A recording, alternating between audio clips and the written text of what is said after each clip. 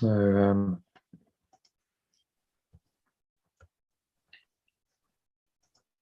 welcome, Sally, again to the Zoom room.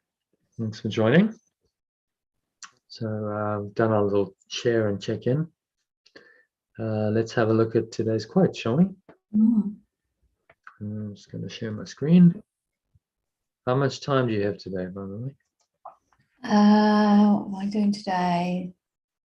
About 2 hours, maybe a bit longer. Okay, so roughly 3. Finishing about Yeah, 3. 3 o'clock Zoom to do. Okay.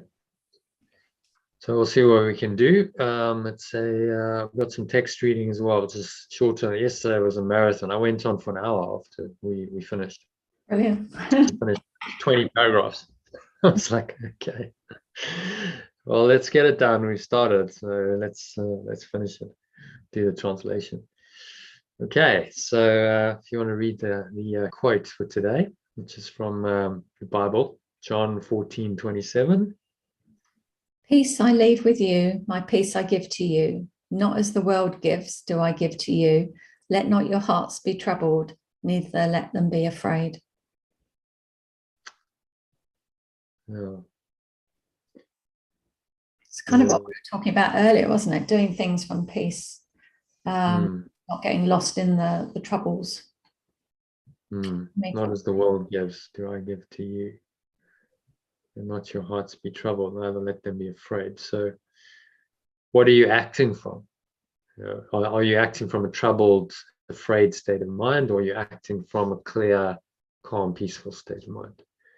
And sometimes that can be the same action as you saw. You could have done the dog one way, same action, but in a quite a fearful and turbulated state, or to do it in a very clear, peaceful state. And so the art is wait until you get clear and you get peaceful and it feels right, and then act on it. Because otherwise, even if it's the same action, the quality of the action is compromised. Yeah. And because remember, it's underlying energy, the intention behind an action that really gives that action its karmic effect, because karma means cause and effect. So you take an action and that has further actions. So you could do the same action in a spirit of fear or the spirit of love, and they're going to have different karmic effects because of the energy that's infused in. And so make sure it's a peaceful energy. You're feeling at peace, you're feeling calm, and really flow is just peace in action. It's like an active peace. You're like able to take that peace and act on it and take effective action, and yet the peace remains in the background of your action. So another way of looking at flow, peace, peace in action. Peace is the underlying basis for action. Without attachment to outcome. As soon as you have attachment to outcome, you lose your peace. Because now you have an expectation and a desire, and then there's fear that won't happen, and desire and fear move you away from peace. So non-attachment to outcome and peace go together. And there's the idea of just do it. Well, I don't have an attachment to outcome, but I'm getting a clear guidance. Just do that without thinking too much about the result. It's like, just do that. When you got that guidance to take your dog to the vet, was it like, well, you're going to do that because of this and this and this? It's just like, no, just do it, isn't it? It's like a strong impulse, just go do that. So in my experience, that's the way the Holy Spirit works. Okay, just go do that. Do I not really know why? Okay, well, if I start to work out reasons, I might be able to see possibly, but not necessarily. It doesn't always make logical sense. But if it's a clear guidance, you go, okay, well, let me just do it. And we've all had times where we've got that guidance and then we overlook it. We go, oh, no, I'm not sure. And then we don't do it. And then we go, oh, actually, I should have done that. And we see, that actually we made a mistake because it would have played out better if we'd done it. But that's how we learn. You learn by not listening to it, don't listen to it, and then, oh, okay, now there's a less than optimal consequence. Maybe there's some pain or suffering, oh, I could have just listened, and that, you know, would have saved me all of that. But that's how we learn. You know, you only learn from making mistakes. That, you know, that is a mistake.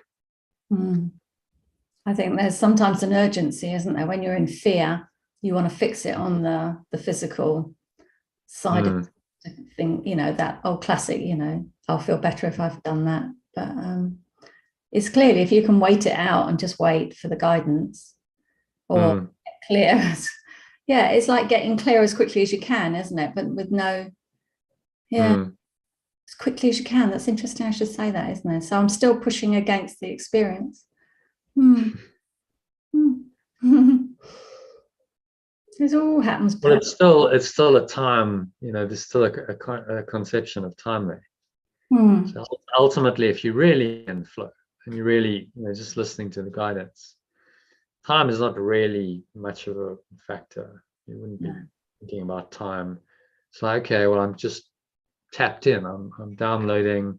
I'm getting the guidance to go here, do that, do whatever. And, you know, the time is always perfect. I'll always be, if I'm really listening to that guidance, my timing will always be perfect. And I always seem to have time, and I won't be rushing. And so you look at examples of people like Yeshua and Buddha, it didn't seem like they were ever rushing. It was never like, oh, we got to get to the next town. It was like, okay, well, we just, you know, we're on our journey, and there's no need to be anxious. Well, you know, everything's just flowing. I suppose they lived in a less time pressured world than we do.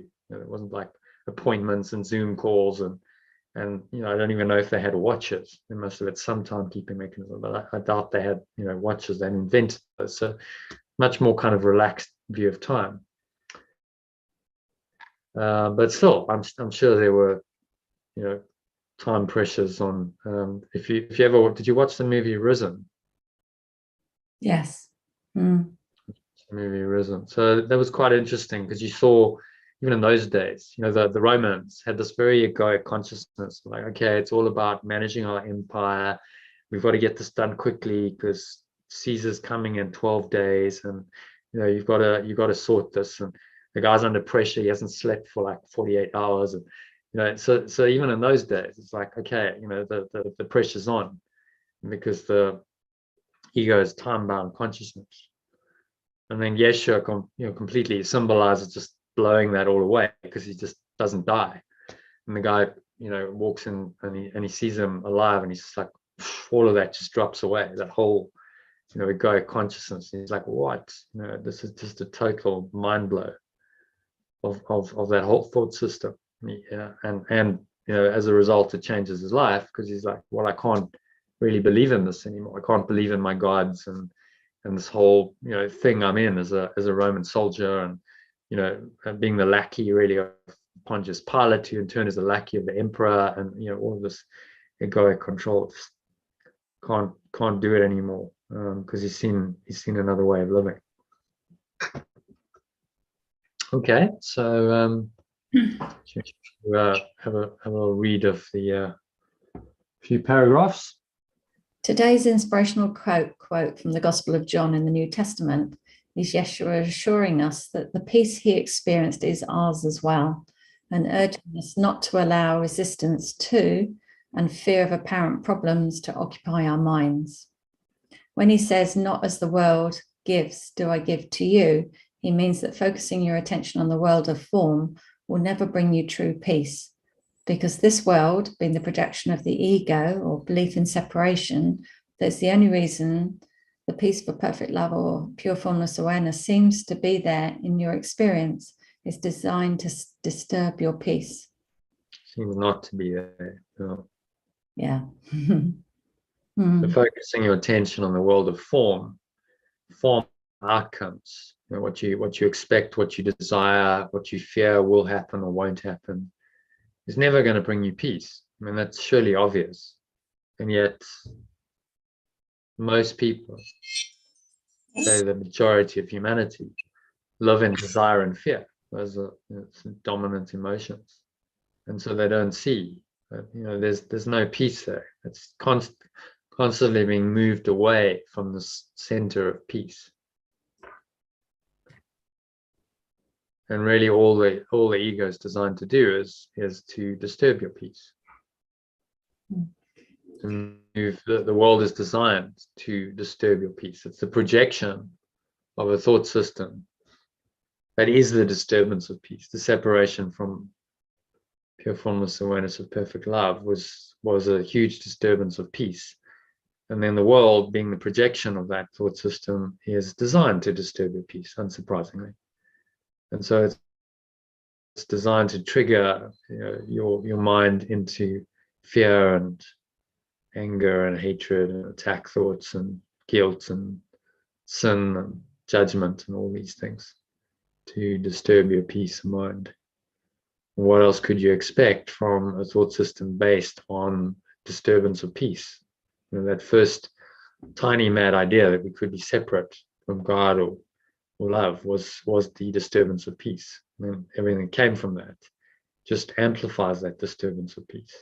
So the world is a projection of a thought system that is designed to disturb your peace. So what else could you expect but an unpeaceful world, a world that's continuously disturbing the peace? What else, as I say, what else could you really expect from anything produced by belief that seemed to shatter the peace of heaven? Remember, it's just a state of pure formless awareness, but more disturbance of your peace. It's kind of logical when you look at the logic of the Holy Spirit and Yeshua. It's impeccable. Like, yeah, well, you had an idea that disturbed your peace, and then you believed it, and then you go on this mad descent into hell, and you project it all out. Well, what else could you expect? But that those projections would disturb your peace even more, because they're coming from the disturbance of peace. That's their source. So to expect that this world is going to bring you peace is a delusion. It's never going to. You can only let go of the world. You can find peace by letting go of the world in your mind. So you're in the world temporarily, but you're not of the world. You're not attaching to the world. You're letting it go and recognizing its unreality. Okay, happy with that? You want to read the next one, the external universe? The external universe and world in which we seem to live is the projection of our belief in separation, and now the seeming justification for endless disturbances of your peace. But Yeshua symbolizes the thought system of the Christ, or true self, that will save or awaken you from this self-created nightmare in which peace doesn't seem to be possible, and various disturbing emotions like desire, or in Buddhist terminology, craving, resistance, or aversion, which is really the desire for something to be different from what it is. And constant fear or anxiety that your expectations about how your apparently external reality should look will not be met seem to occupy your whole awareness instead. Yeah, the craving and aversion bit is wanting something to be different. That just dropped in as I read it. Yeah, that's interesting. It's another form of craving. The Buddha said there's three forms of craving. So you can crave for something that you don't have. I want a material possession. I want a relationship. I want a substance. I want something I don't have. Or you can crave for something not to happen. Aversion is like, oh, I'm really desiring for that not to happen. And the more you seem to desire for it not to happen, the more likely it is to happen, because you're actually focusing on that, and you're giving it energy. And so those are the two movements: craving or aversion, or we call it resistance. Those are the two movements of the mind that create suffering. The Buddha noticed, he said, well, this is going to create suffering because you move away from the peace, which he called nirvana. You're moving away from that into, in an inturbulated mind. The mind will not be quiet. And now you try and find some satisfaction by meeting your cravings or honoring your aversions.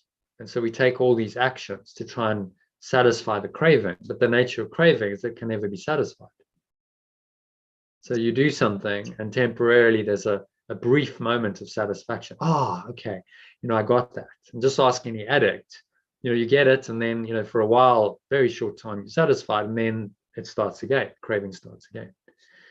And so now you have to go in this continuous pursuit of happiness, trying to meet happiness through craving something externally. And the Buddha is saying, well, that's delusional. It's never gonna work.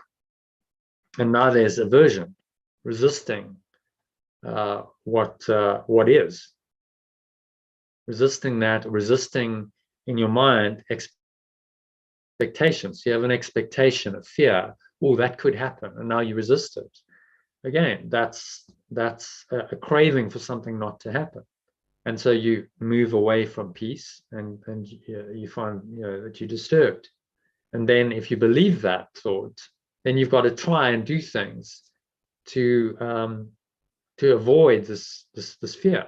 And so we have all kinds of industries that spring up to try and help people to satisfy their craving for security, or their aversions. Or I might be robbed. Okay, well, we'll put in a security system. Oh, that's not good enough. So let's stick in a higher wall. Let's stick in a. I mean, I know I come from a country where this is what happens. You just go.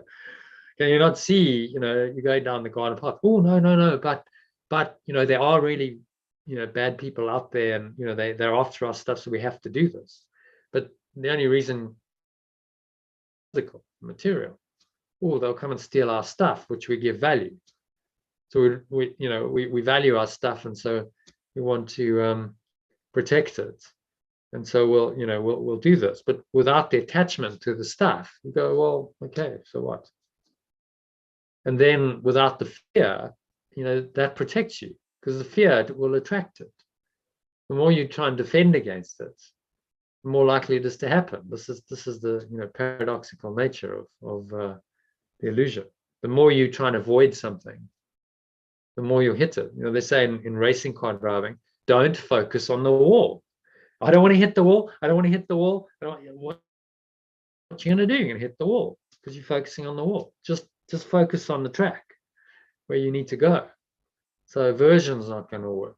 Craving doesn't work. And this is an insight that's 2,500 years old, and yet still, in modern society, how many people understand this? Very few, it seems. We're still very attached to the external world, our expectations of how we think it should look, what we're craving, what we're avoiding, and we don't understand that this is not a recipe for happiness. It's never gonna work. So give it all up. And there's a whole industry, personal growth industry, is really designed to help you meet your cravings.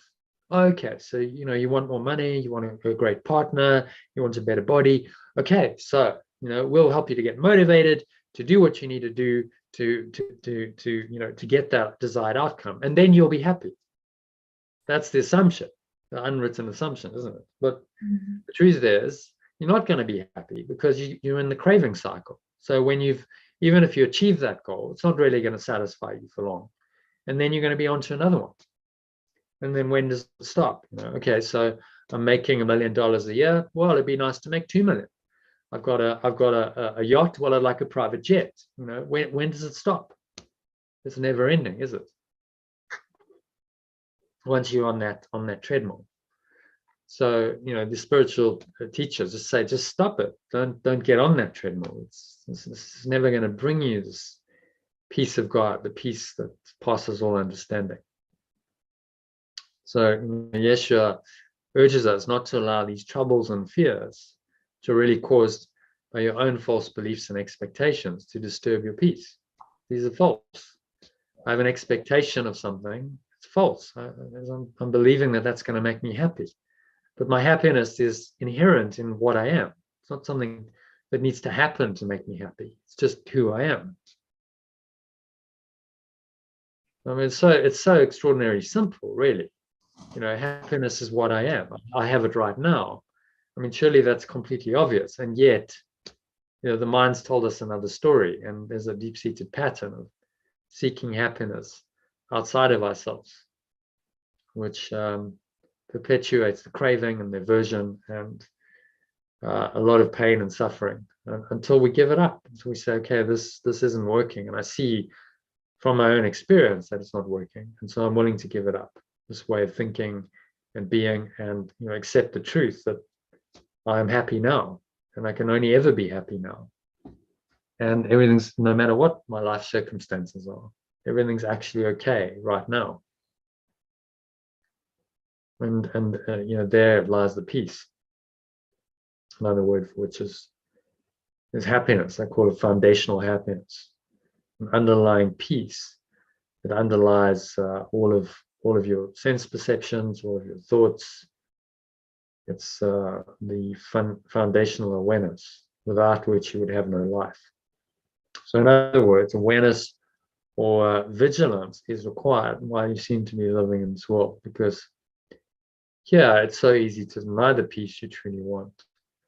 And the ego, which remember is just your belief in separation, presents you with opportunities to get upset by apparently external circumstances it has invented, and tries to convince you that blaming other people and the world in general for your lack of peace will alleviate your guilt by giving it to other people and things, so God will punish them and not you. So to unpack that sentence, we can deny the peace, all kinds of circumstances in the world, if we allow them to, will seem to justify getting upset and the disturbance of our peace. Tries to convince you that blaming other people in the world for your disturbance, the disturbance of your peace, is a good thing, and that's going to alleviate your guilt, because you're giving it to them. Oh, well, the problem's not in my mind, the problem's you. You give it to the other people and things and circumstances. And really remember what we talked about. When you projecting guilt in the form of blame or complaint, what you're really saying is that God will punish them, these other people, and not you. So it's part of that whole ridiculous idea that you can offload guilt onto someone else and be free of it yourself by projecting it out, which doesn't work. Because really all you're doing is reinforcing the guilt in your mind, not letting it go. So we need this awareness to recognize, this ego trick, what it's trying to do, and just accept peace now. I am at peace now because I am what I am. I am that I am. That's the name of God in the Old Testament in Exodus. I am that I am. And so the peace of God that surpasses all understanding, as it's, again, another quote from the Bible, comes from that. Inevitably, when I'm rooted in that awareness, I am that I am. Feels just, yes, right now, in the present moment, I feel that I can connect to the peace that is inherent in that statement. And I don't need to project guilt and blame other people, engage in any of this stuff, because I realize that it's all futile. Okay. The two things come up from that. The resistance to what is a really important one for me. Mm-hmm. That's what I see around me, that people are just always wanting something else. They're not accepting what is. And the other thing is, people say to me sometimes, peace would be so boring. What would you do? And so the ego is alive and well quite often, isn't it? But yeah, that's what I see in the world. People say to me, I want one. I go, really? Have you ever had it? Do you know what it feels like? No, obviously not. Because if you've really experienced the peace of God, you go, oh, wow, that was just quite extraordinarily amazing. And therein is my salvation. My awakening is there. And instead of all this continuous movement of my mind, where things are changing, shifting all the time, and I continuously have to maintain our life here, we have to be doing all the time to sustain ourselves, don't we? So there's this continuous pressure to do, and you've got to get some kind of form outcome in order to sustain yourself. And it's a very disturbing society and based on a disturbing thought system. So it's no wonder, stress is probably the number one problem in the world, stress, because that disturbs your peace. And the more you attach to that, the more unpeaceful you become, the more your peace gets disturbed. Or you don't feel safe. You're like, well, unless I do X, Y, and Z, I'm not safe. I might not have a roof overhead. I might not have food and clothing and shelter and all of this. None of that's guaranteed. I've got to go work for it. So I'm continuously having to do just to maintain this seeming existence. And of course, that is all a cover for the pure formless awareness, which is just perfect being. There's no need to do in perfect beingness. You simply are that.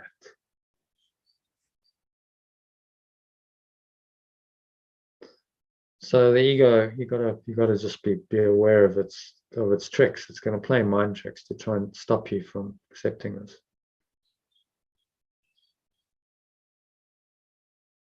Be vigilant for it. Be aware of what it's going to try and do, and then you can stop it. Okay, so.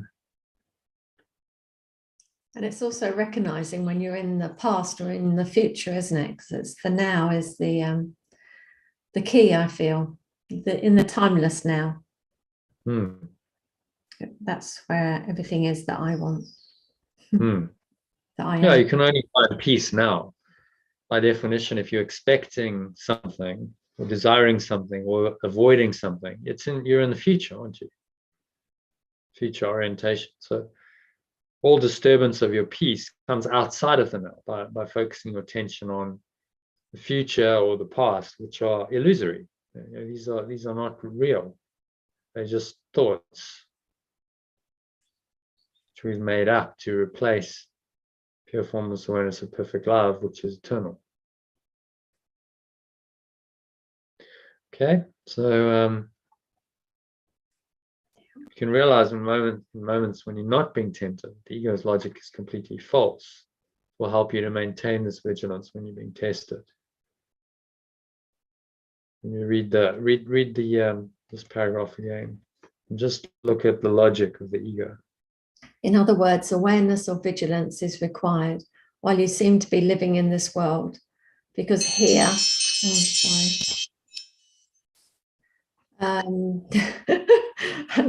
disturbing my peace, that was.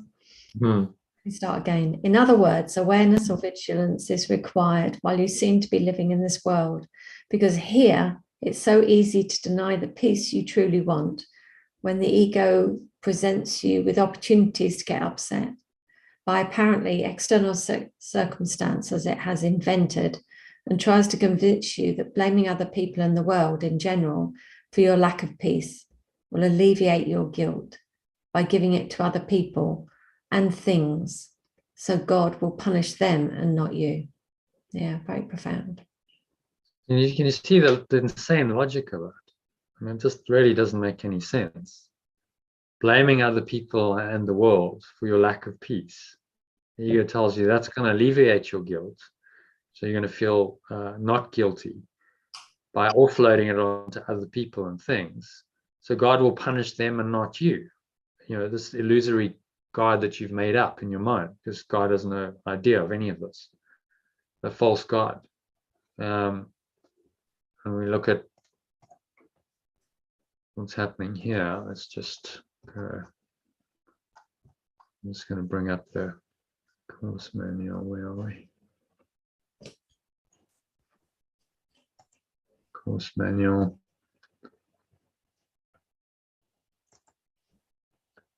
Oh, look at our descent into hell again diagram. So none of this makes any sense at all.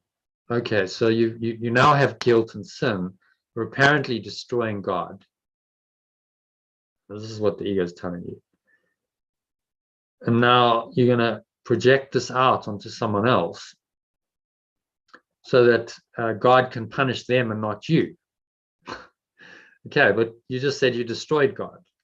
So if you really did destroy it, then why are you worried about being punished by this now non-existent entity? So that doesn't make sense. And then the whole premise doesn't make sense. The premise is, yes, I really have separated from God, love, oneness, source, pure formless awareness. That's the fundamental premise of the ego, or separated consciousness, or the belief in separation, also known as Satan in Christian tradition. It's false. It's not true. You never did separate from your true awareness. It's not really possible. That awareness is still there. It's still ever present in your mind.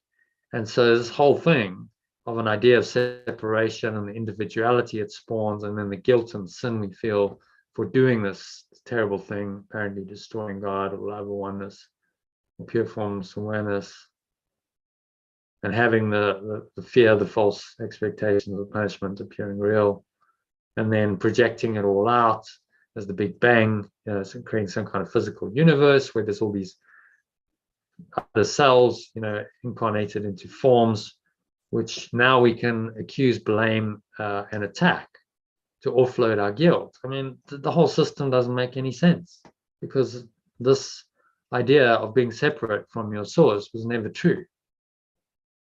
So the logic just falls apart, when you examine it. And you realize, I can't believe in this at all. It's completely false. Okay, so is that clear? Where did the diagram come from? Is it something that you drew? The descent to hell? The descent from hell, is it your diagram, your illustration, or did it come from somewhere? Yeah, so it is my illustration. I drew it out, but listen to a guy called Ken Wapnick, who did a really good talk on it, and he called it the descent into hell, the down the ladder, because Yeshua actually uses the term ladder. So you went down the ladder of separation. So from the original thought, all of this is a descent from the pure formless awareness of perfect love, which is the highest state of awareness, into other domains which you've now invented.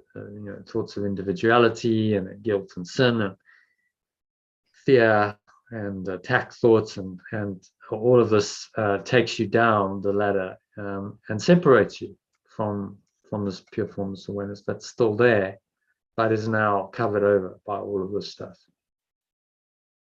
So very, just the way he stated it, I thought this is a really helpful way of understanding the whole course. Looking at the metaphysics in one diagram, so that you can always reference this and say, okay, well, what's really going on here?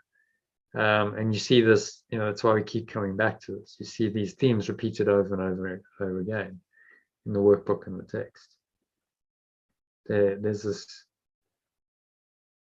tiny mad idea which leads to an equally false idea of individuality, and then the guilt and the sin arise because we think we really have destroyed God, love, or oneness, or pure formless awareness in this process, although that's impossible. So it's an impossible idea, but we believe it. So then it seems to become possible to us and seems to have real effects.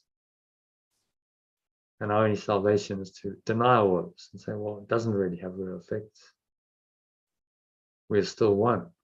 We are still the pure formless awareness of perfect love. We're still one with the source, and none of this really exists. So a really good, reference, and you can see that it's in, when we do these lessons, and that this is the teaching. He's teaching this to us all the time.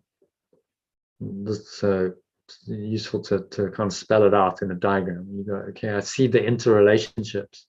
What he's trying to get us to see is the relationship of the ego's different components, the different parts of its thought system, how they relate to each other, and together they form this interlocking chain of illusion, which seems to be convincing. But if you look at one illusion carefully, then you'll see that it's false, and that leads you to understanding that every one of them is false. Okay. Any other thoughts, comments on that? Just wondering if Ken Wapnick would really like that picture sent to him. He's dead, so that's not going to happen. Right. Or He perhaps passed away a few years ago. see it So from a distance now. yeah, I'm sure he'd be quite pleased that it's being used. You know, that his teaching is being used and it's graphically displayed, because it's all about helping people to understand what the course is about, and he dedicated his life to teaching it. So you know, he'd want the next generation to go on and, you know, and spread the word. Okay, so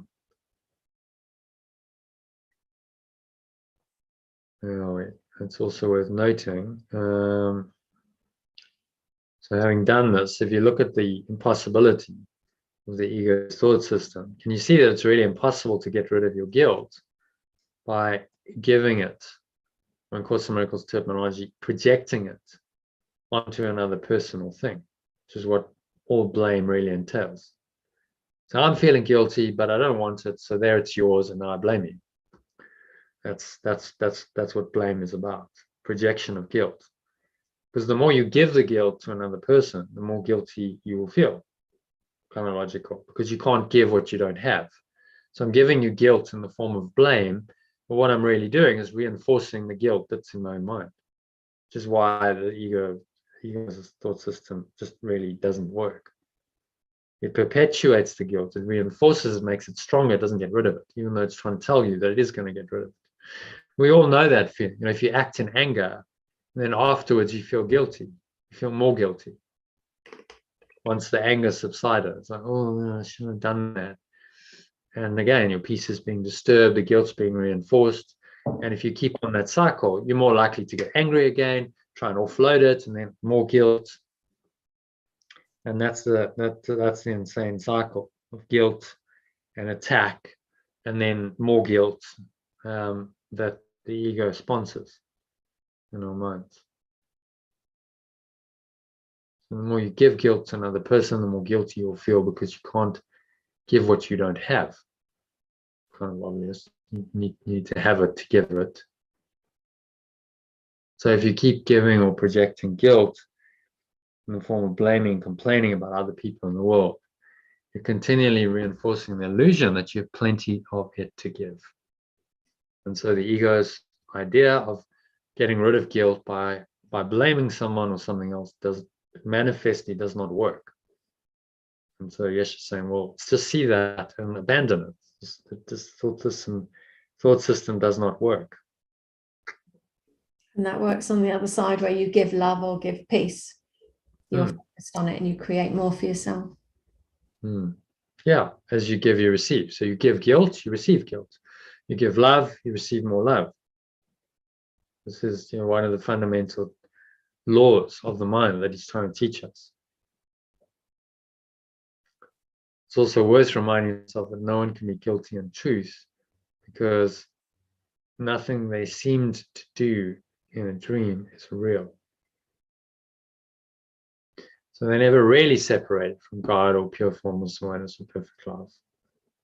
And therefore they cannot be guilty and deserving of punishment for a crime they didn't commit. So this, it's really important that you really, you know, deeply understand this. A crime you couldn't commit, it's not possible to do this. This is the whole basis of the teaching and why it can awaken you. It's not really possible to separate from your source, because without your source, you have no life, you have no awareness, you cease to exist. But clearly you still do exist. You still have awareness, you still have life. Although you seem to be in a separated state, there's still an awareness, there's a mind or awareness there. So clearly you haven't actually separated from that awareness. Otherwise you would have no life. You just told yourself that. It's a false belief that's now responsible for all of this. And Yesh is saying, look at this and go, this is madness. This entire red scrum does not make any sense. And the Holy Spirit, which is the blue arrows going both ways, simply asks you to reinterpret all of it. Okay, well, look at it as it shows up. Okay, there's guilt showing up. Someone is doing something, and I'm feeling angry. Anger shows up. Okay, well, what's that about? And with this knowledge, you can deconstruct that and go, okay, well, I'm angry because I have an expectation of something happening. Why do I have an expectation? Because underlying that, I'm feeling guilty and sinful, and I'm feeling separated from happiness, and I'm trying to find a way to resolve that problem by expecting in the future that something or someone outside of me will help me to resolve this. And of course, that expectation is not going to be met. So then I have more suffering. And so you start seeing how this whole thought system of the ego really does not work. One thing in it feeds another, and it's a thought system of misery and attack. So why would you want any of it? What he's trying to train us to do is see it for what it is and let go of the whole thing. Okay, so maybe just read this. Also worth reminding yourself that no one can be guilty in truth. And it's also worth reminding yourself that no one can be guilty in truth, because nothing they seem to do in a dream is real. And so they never really separated from God or pure formless awareness of perfect love, and therefore cannot be guilty and deserving of punishment for a crime they didn't commit. Everyone, including you, is really perfectly whole and complete in their true selfhood as pure formless awareness of perfect love.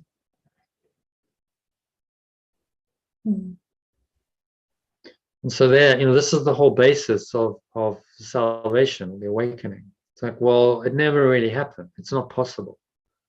So whatever the consequences are of this delusional thought system, they're not true. That's the only way out, really. So you look at this, once you're in it and you believe this idea that you really have separated, then all of these consequences seem to be justified, don't they? So it comes down to the fundamental premise, saying in every situation, the ego, the Holy Spirit's going to reinterpret it and get you to see that the fundamental premise of the ego is false in the situation. So whatever it's showing you is false, which means you've let it go in your belief, and you only believe in what is true.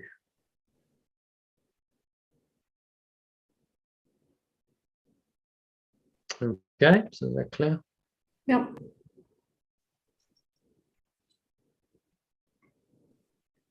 So just ponder the impeccable logic of the last couple of paragraphs a while. Perhaps then you'll fully realize the ego's thought system of expecting circumstances, people, places, and events to be other than they are, and blaming others in the world, even the way they can be used, this twisted purpose. It's completely insane. You need to let go of your belief in it entirely, and its resulting behavior, expecting, blaming, and complaining entirely to be at peace. So he says this course will be believed entirely or not at all. You can't fudge this and go, oh, well, there's a little bit of ego here, and I'll allow that. You can't, because one idea of sin makes the idea of separation real, and it makes the ego real, it makes this world real. It's an all or nothing process. Yeah, and that brings us to today's session, which we're in, and the workbook lesson. So, any comments, questions on any of this? No, it's good. Let's have a look at today's lesson. Lesson 220. So this is the last lesson of part 1 of the workbook. Tomorrow we start part 2. There's an introduction, and then there's the rest of the year, and on into next year. It's another 140 odd lessons, 145 lessons, which are more shorter, sweeter, and the design of those is a bit like this kind of sutras, just quite short, a paragraph or two, just to meditate on. And then he gives you an intro, this 5-paragraph intro on something like what is forgiveness. And that's the first one. What is forgiveness? What is salvation? And he's saying read that every day along with the short lessons. So that's what we'll do. Okay, so lesson 220. I am not a body, I am free. If you want to read that, okay. I'm not a body, I am free, for I'm still as God created me. Alternatively, I am not a body, I am free, for I'm still as perfect love extends me. There is no peace except the peace of God. There is no peace except the peace of perfect love. That second one was good. It kind of went right down in my body. There's something about those words and the peace of perfect love. It's got a nice, I suppose it's the, what do you call it, alliteration, the peace of perfect love, the peace of perfect love. You could say that as a mantra. It kind of, there's a peaceful quality, isn't it? You know, peace of perfect love. I have the peace of perfect love. There is no peace except the peace of perfect love. And just in the saying of the word, there's that peace starts arising in your mind. It's very interesting how words can do that. So that's why we translate, just to better pointer into the experience of it. Okay, so let me not wander from the way of peace, for I am lost on other roads than this. But let me follow him who leads me home, and peace is certain as the love of God. Or alternatively, let me not wander from the way of peace, for I am lost on other roads than this. But let me follow the peaceful presence that leads me home, and peace is certain as the pure formless awareness of perfect love. Okay, any thoughts on that? It just feels peaceful. Yeah, is that the words direct you into that peace, which is the idea. And the being lost on other roads, that's a very good mental picture, metaphor. Yeah. Good analogy, really. Let me follow peace of perfect love, peace of pure formless awareness, perfect love, and then you see that really only that can bring you peace. He's saying that there's only one way to experience peace. It's through the love of God, or in our language, the pure formless awareness of perfect love.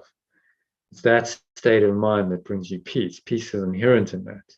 Anything else, you start attaching to the world in any way, shape, or form, believing in form outcomes, craving, aversion arise, well, that's going to disturb your peace. And so you recognize that this whole world is a result of the disturbance of peace.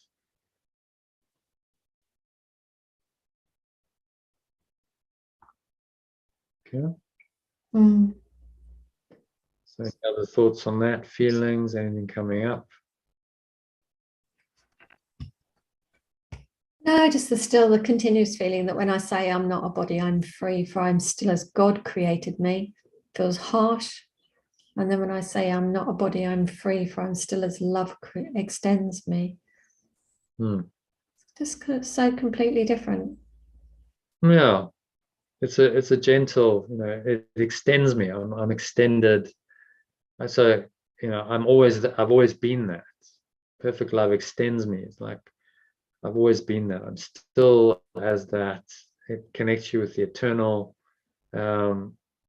gets you out of the idea that some kind of external force created you. God created you. God didn't create you in the sense that we think of creation, or well, I didn't exist and then I started existing.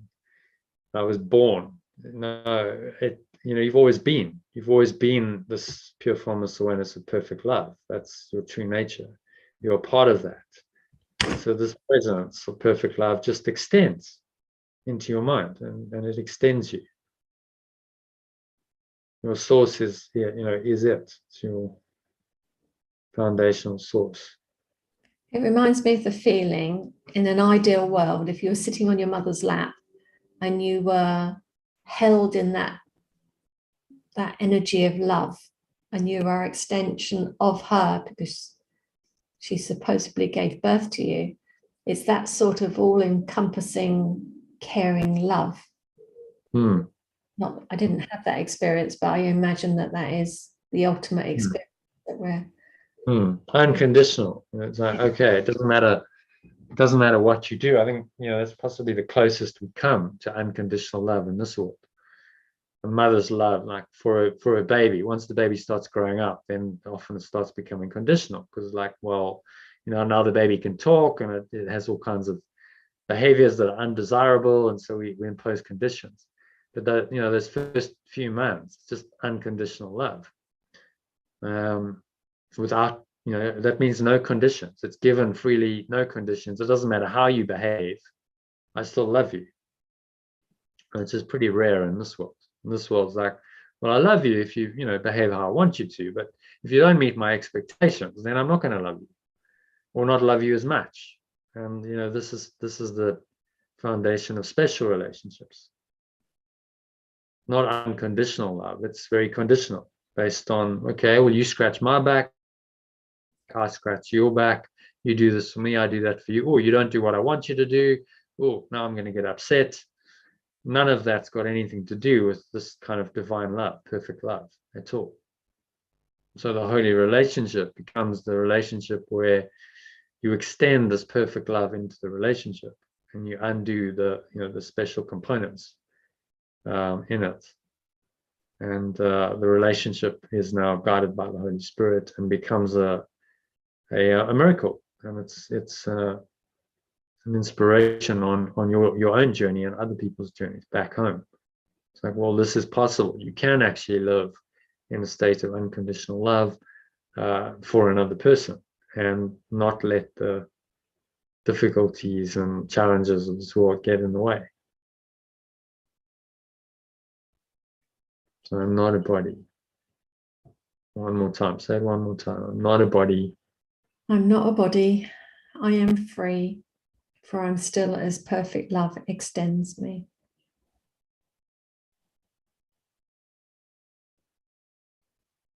How does that feel?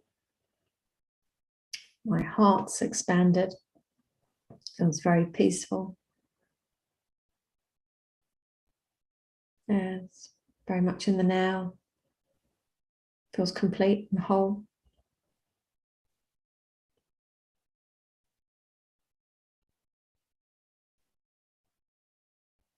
Yeah. So on that note, shall we do a meditation? Let's explore that a little bit. Okay, so making yourself comfortable.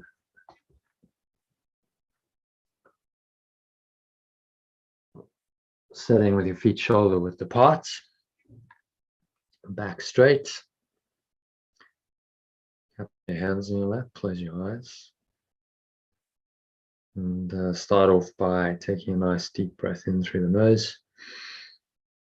So breathing in, noticing how the stomach rises and the chest rises. And the subtle flow of air in through the nostrils. Feel the energy rising up into your heart center, clench the sphincter muscle. To activate it up the spine, put one hand on your heart center. Breathe into your heart. And just feel the presence of this loving presence in your heart.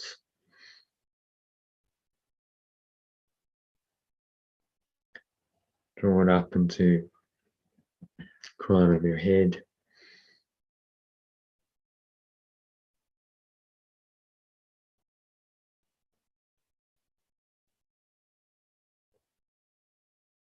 And then pause and you just scan your mind. Top of the inhale. Notice any thoughts, any emotions, any related sensations in the body going on for you. Particularly if it feels negative, limited, contracted, constricting in any way. And you breathe into that limitation, darkness. Imagine breathing in the light of truth. You don't visualize light very well, and sense of lightness, sense of being uplifted into a peaceful state. Remind yourself, I'm not a body, I am free. I'm still as perfect love extends me right now. And so there is no peace except the peace of perfect love. Peace is with me now. So exhale.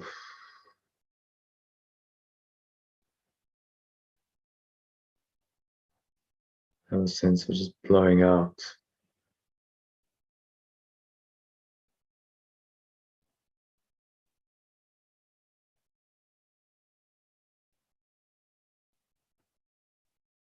Blow it all out and come to rest in this deep peace at the bottom of the exhale, the gap between breaths. It's a gap in your mind. In that gap in thoughts, find peace naturally arising. So thoughtless awareness, pure formless awareness, and peace go hand in hand. So experience that deep peace now. There's really nothing else to do except breathe in and out through your nose and just observe the breath happening to you, through you, and for you. It's flowing into your nostrils.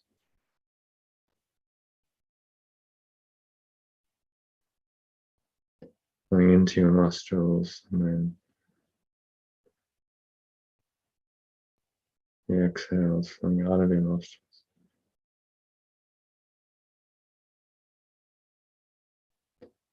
Observe the breath. And this observation, the witness, brings you into the awareness, the pure formless awareness, perfect love, which is the source of peace. So that's why kinds of practices like breath watching so powerful, because they activate pure formless awareness, perfect love, and allow you to experience the peace that comes with that awareness directly.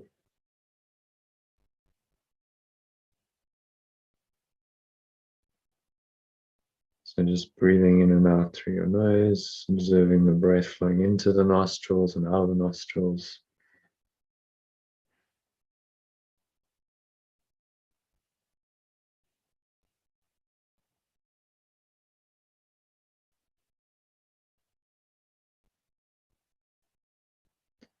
Sink into the peace.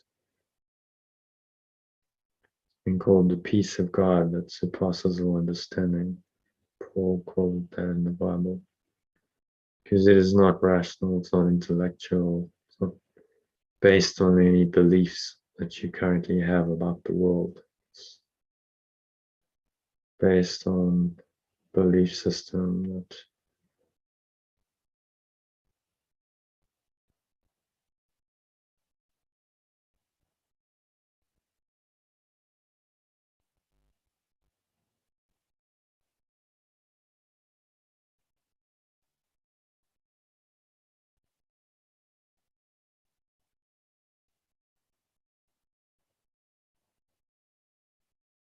will sink into the peace. And it'll take you this deep silence and stillness in your mind. Peace is inherent in that. You just let go. Let God surrender to the peace. nothing else to do, nowhere else to go. Just let your breath happen to you, through you, and for you, and allow the peace to arise in your mind, in your heart, in every fiber of your being, every pore and cell of your body. The next.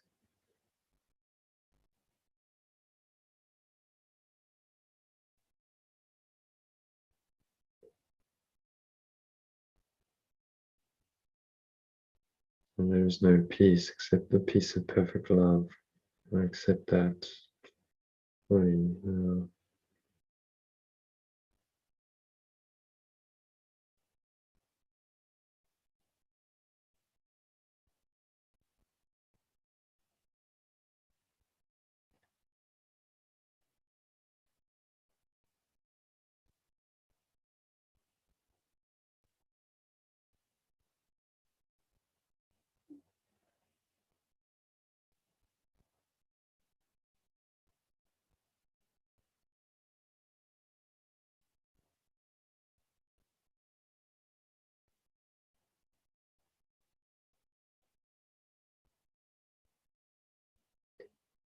And if any thoughts arise, just observe them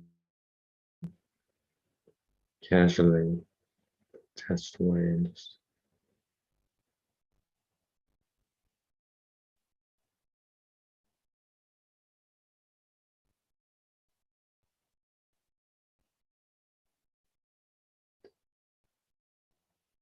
observe any thoughts and emotions that seem to disturb this peace.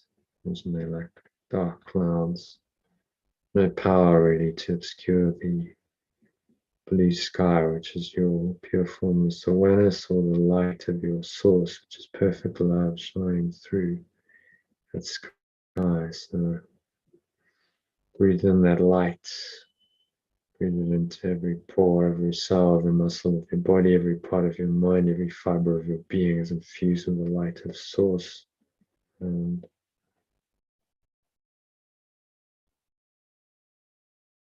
you're willing to let it go now. As you exhale,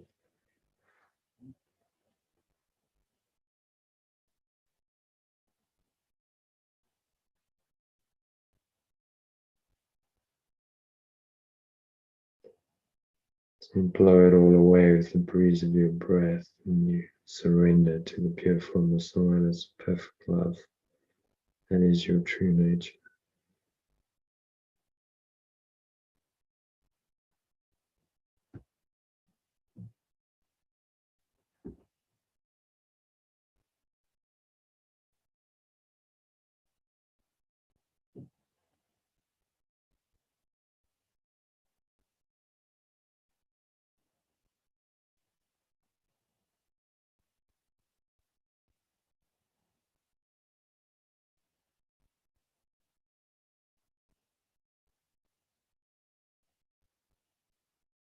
When you sink into the peace of God, the peace of perfect love, it surpasses all understanding. It's not intellectual, rational. It's nothing to do with logic of this world. Just an experience of something that transcends this world. Peace is how you experience it. Allow this peace to arise in your mind. Another few minutes of deep silence.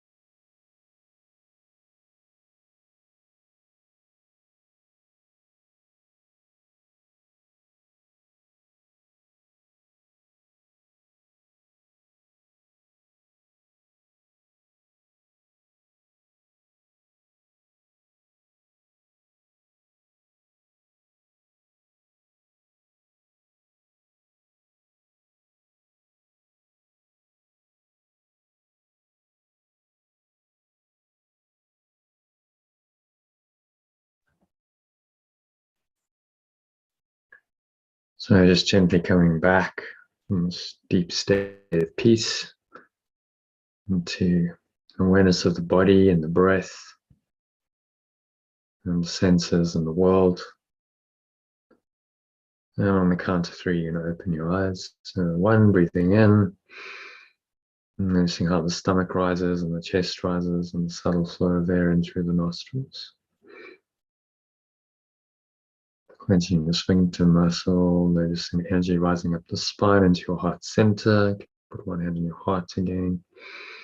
Just being very present to all the sensations around the breath. And breathe it all in to the crown of your head. Pause at the top of the inhale. So scan your mind, just noticing any thoughts and emotions, any physical sensations still that are not just pure formless awareness. Anything disturbing at all, you observe it, and it's just a cloud drifting by in your awareness. There's no power to really obscure the pure formless awareness.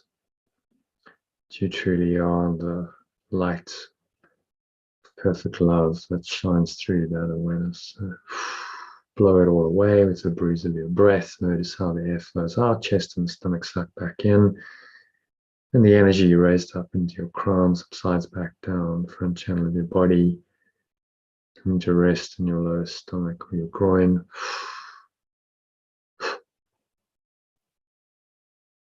Notice the weight of your body pressing down into the chair, your feet touching the ground. Noticing what you feeling and touching. Your hands, maybe as subtle flow of air in your skin. Breathe in again, notice that air flowing in to the nostrils. Notice any smell in your nose as you do that, maybe a subtle taste in your mouth. And notice what you're hearing in the surrounding environment. And just noticing all these things in this very still, calm and surrendered state. There's no judgment, it's just awareness. Underlies all your sense perceptions. So on the count of 3, open your eyes and just practice that awareness for a minute. Looking around the room, soft eyes, gentle gaze. Let your eyes rest for a moment on an object, any object randomly for a few seconds. Notice that if you're not naming it and judging it and labeling it, there's just an awareness that underlies your perception. And that awareness is very peaceful. And move on, look at something else. Notice, doesn't matter what that is, that awareness is the same. It's the same peaceful awareness.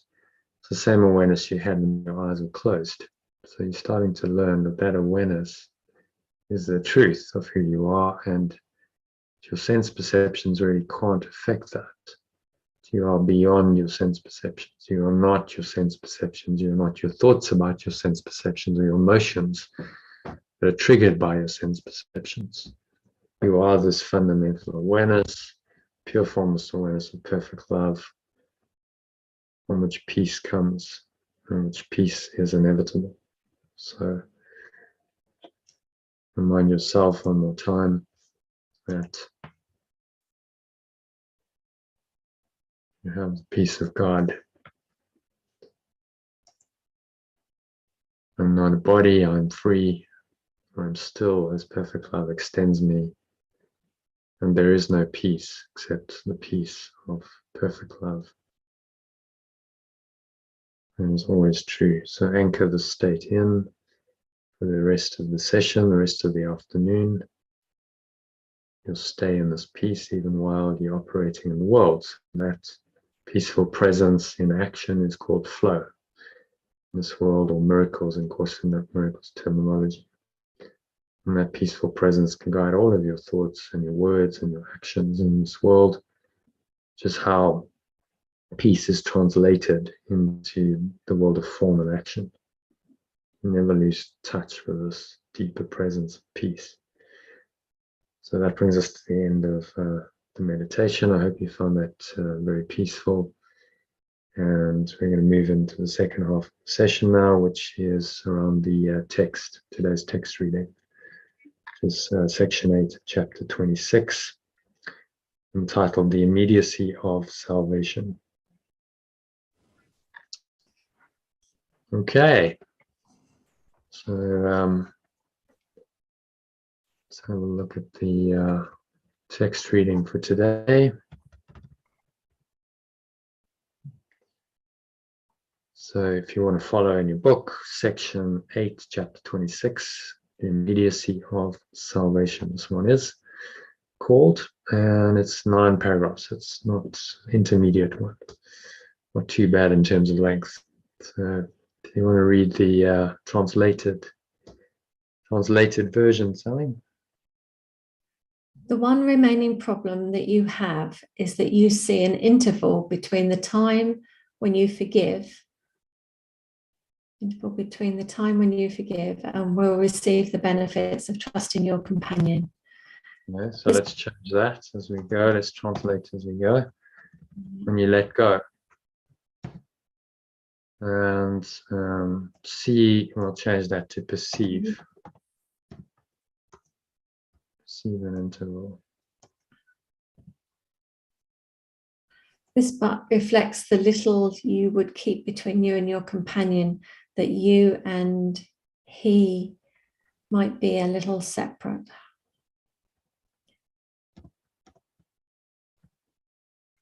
Okay, this only reflects the little you would keep. So we'll change that to want to keep. There's only one to keep between you and your companion. That you, so that you.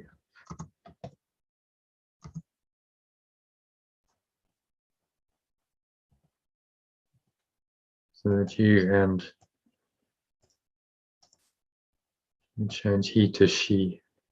Do that every now and then. You and she might be a little separate. So time and space are one illusion which takes different forms. If it has been projected beyond your mind, you think of it as time. The nearer it is brought to where it is, the more you think of it in terms of space. The nearer it is brought to where it is. Yeah. So what does he mean? Time and space takes different forms. It's been projected beyond your mind. So it's talking about the mind here. Projected beyond your mind, you think of it as time. And there it is brought to where it is. It must refer to your mind, really. Near is brought to where, how about we say, that's not very clear, is it? To where you think you are.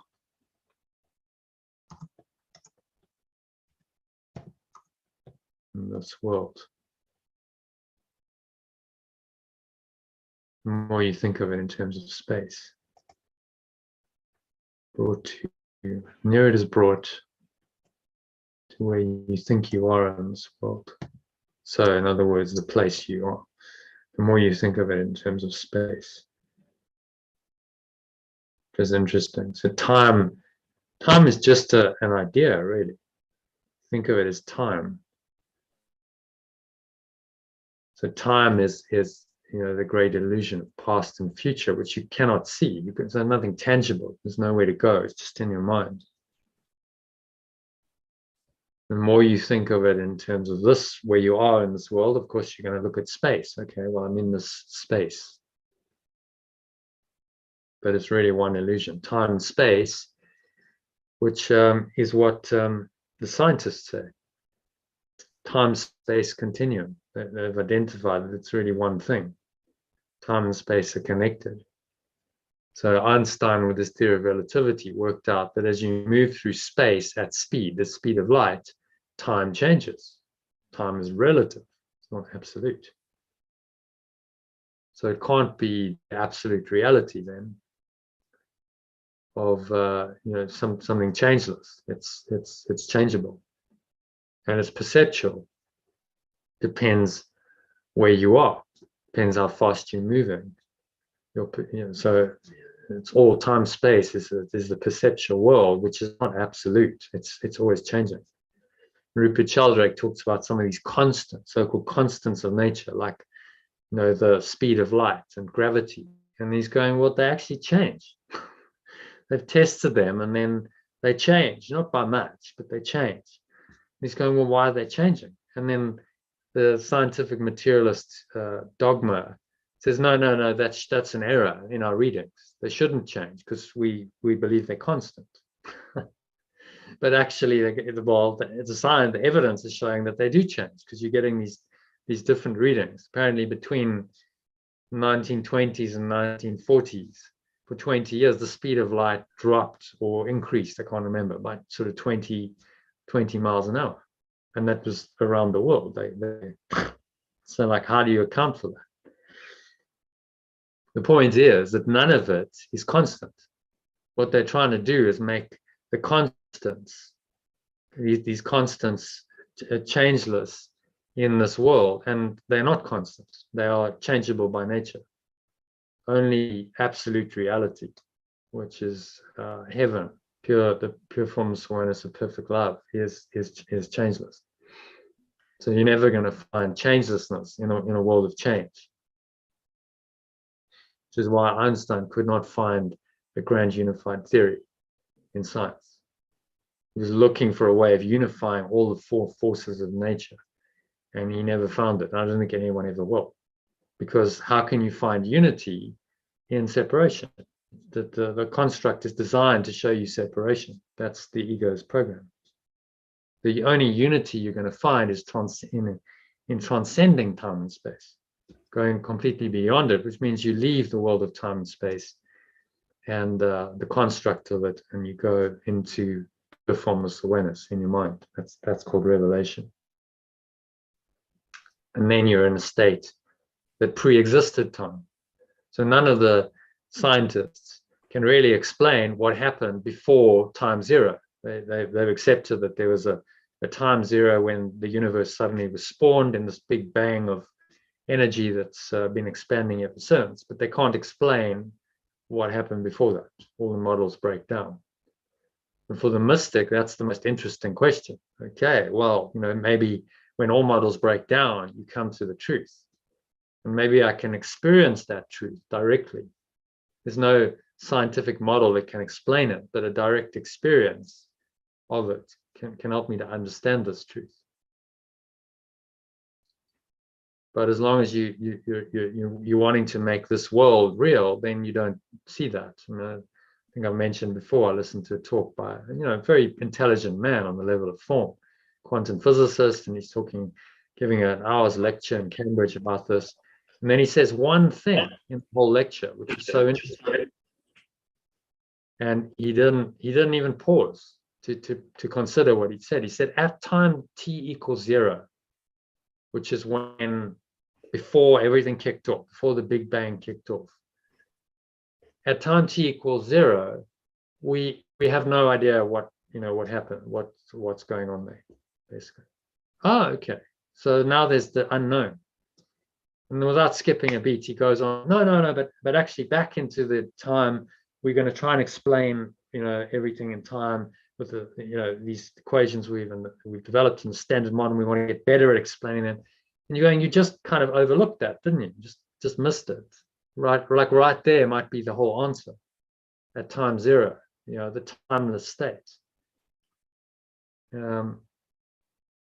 Which is why you have to transcend the paradigm of space and time to really find, to awaken from it. You never, science is based on the idea that time and space are real, and therefore you're dealing in some kind of real construct, and then all the laws that follow are also real.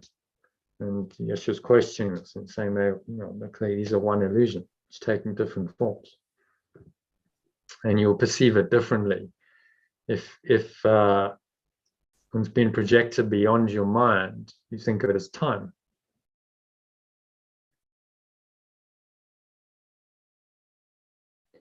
The nearer it is brought to where you think you are in this world, the more you think of it in terms of space. But it's one illusion. I don't understand the bit. Can you scroll up a little bit? Yeah. The first section where it says, and will receive the benefits of trusting in your companion. I don't get that. Perceive an interval between the time when you let go and receive the benefits of trusting in your companion. Yeah, so when you let go of or fear or distrust. If you remember, the development of trust is how he frames the spiritual journey. He says it's all about developing more trust. And so he's saying you still perceive an interval between the time when you let go or forgive and then will receive the benefits of trusting in your companion. You still perceive a gap. Oh, well, I've let go and I'm expecting benefits and maybe not happening as quickly as I want them to. And this only reflects the little you want to keep between you and your companion still, so that you and she might be a little separate. Well, it still hasn't dropped in for me. So the benefits of trusting in your companion. Well, what do you think those are? I don't know. So if you're in the now, there's no need to trust, because it is just trust. It is all as it is perfect. So so what's it saying then? Is it saying that you can't trust when you're in time? Yeah, it's saying you still so you perceive that there's an interval between the time when you let go and the time that you actually receive some benefits from it. So there's still time in your mind. Consciousness. You're still bound, when actually the truth is you let go and the benefits are immediate, because the benefits are directly in your experience. You let go and you experience more peace straight away, and more joy, and you're more present. So those benefits are immediate. And he's saying, well, if you still perceive that there's some interval, then you're making time real, and this reflects that you actually want to keep something between you and your companion. You haven't quite let go yet. You still want some separation. Okay, because I hear a lot of people say they do some letting go, then they say, let's see, meaning they've let go of it, they believe energetically, mentally, whatever, and then they're waiting for the illusion to change to prove that they have let go of it. So they say, well, let's see. And I keep pulling people up on this and saying, it's not let's see, is it? You know, it's done. It's not like you have to check. And the benefit's immediate. It's in your experience straight away. Oh, I've let go and I'm feeling released. I'm feeling more peaceful. I'm feeling happier. So there really is no interval of time, in truth.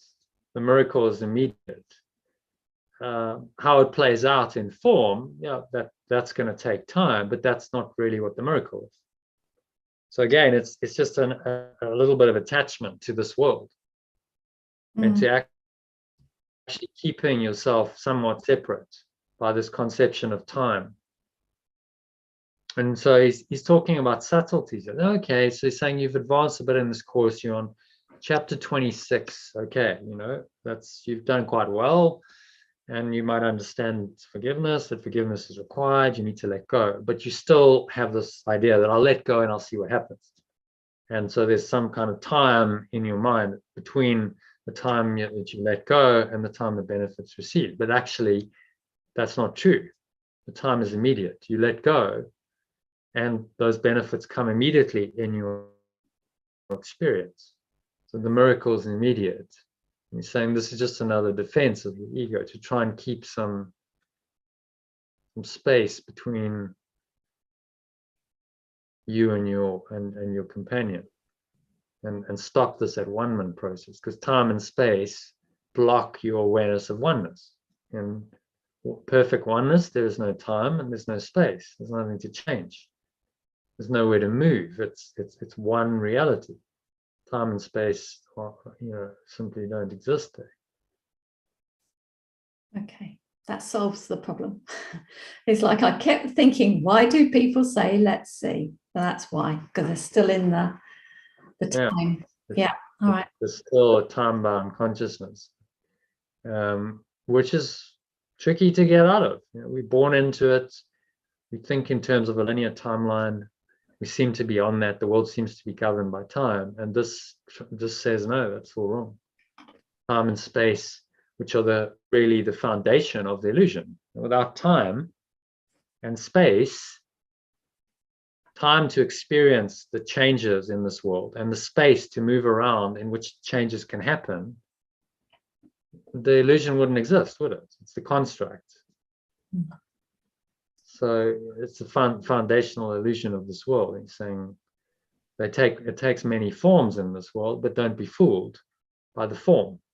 Whether you're thinking more in time, thinking about past, future, you're on the timeline in your mind, or whether you're thinking, well, I'm actually, focusing on the space around me. I happen to be here now. So now I'm thinking of the world as in terms of space.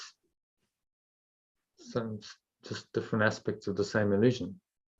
And there's some fear in there as well, because somebody's done the clearing, but they're not trusting that they're going to be okay. There's still a little bit of fear, like, how will this turn out? Yeah. And also an attachment to some kind of outcome. Oh, I've done this. Okay, well, let's see. Am I going to get my reward? Is this actually going to work? Am I going to get some good benefit out of this? Not, okay, I've let go because I don't want the ego anymore, and my reward is immediate. I've let go of some more of the ego. I feel more peaceful. I feel happier. Well, it's self-rewarding. It's a self-rewarding process. I don't need anything external to me to happen. Things show up, great, but if they don't, well, I feel more peaceful, and so the reward is immediate, and I feel more connected to my brother. That reward's immediate. Our relationships improved immediately. So there's no concept of time once you really get this. And so what you're doing to letting go is collapsing time as well in your mind. You're collapsing the whole construct of time and space in your mind, which is profound. I mean, wow, like the very construct, the fabric of your reality, you are deconstructing it in your mind, which is why it can feel quite hectic sometimes. What's actually happening here? My whole reality that I thought was so solid, time and space in which I was born, and the body and my perception of this world is real, that's all just starting to wobble and deconstruct, which it has to do in order to free your mind from it. Okay. Yeah. So, okay, got on. Number 2, happy with that? Yeah. There is a distance you would keep apart from your companion, and this space you perceive as time because you believe you are external to him.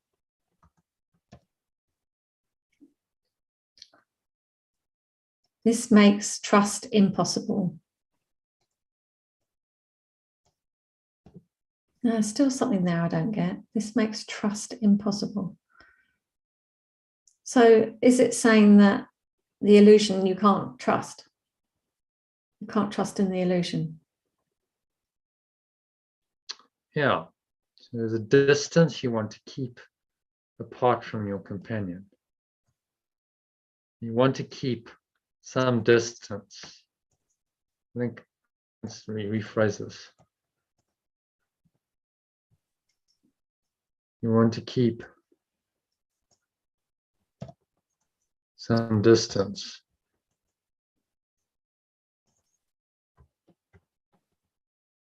between you and your companion.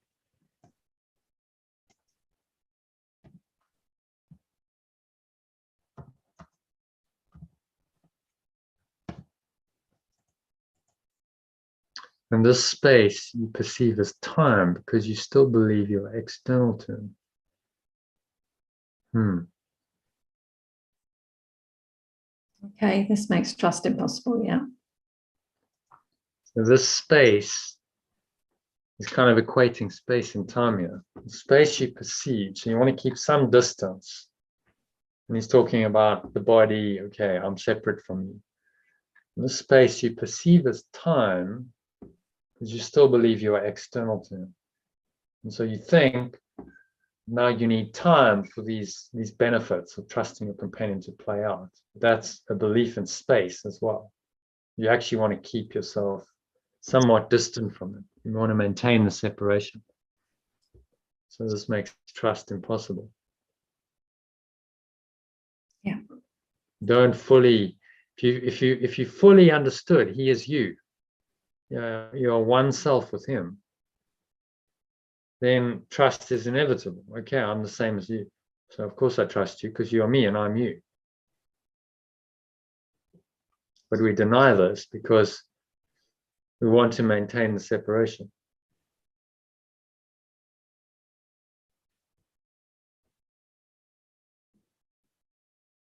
And then trust becomes impossible. True trust is, I trust you because I'm one with you. If we are one, then of course I trust you because we have the same mind. Same mind, same intentions.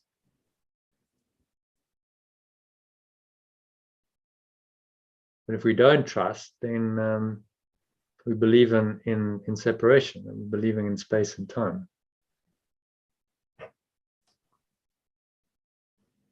Okay.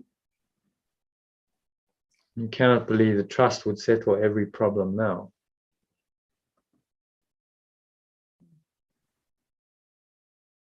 You carry on. Thus, do you think it's safer to remain a little careful and a little watchful of interests perceived as separate? Thus, do you think it's safer to remain a little careful and a little watchful of interests perceived as separate?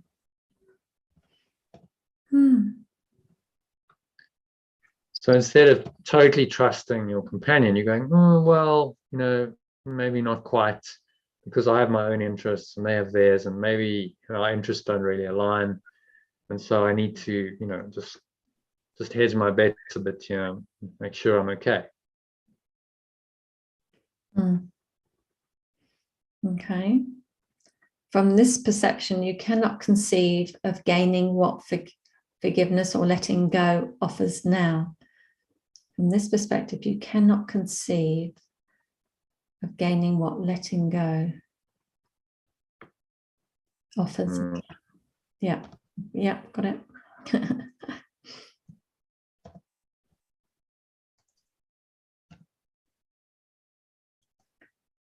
The interval you think lies in between the giving and receiving of the gift seems to be the one in which you, where are we?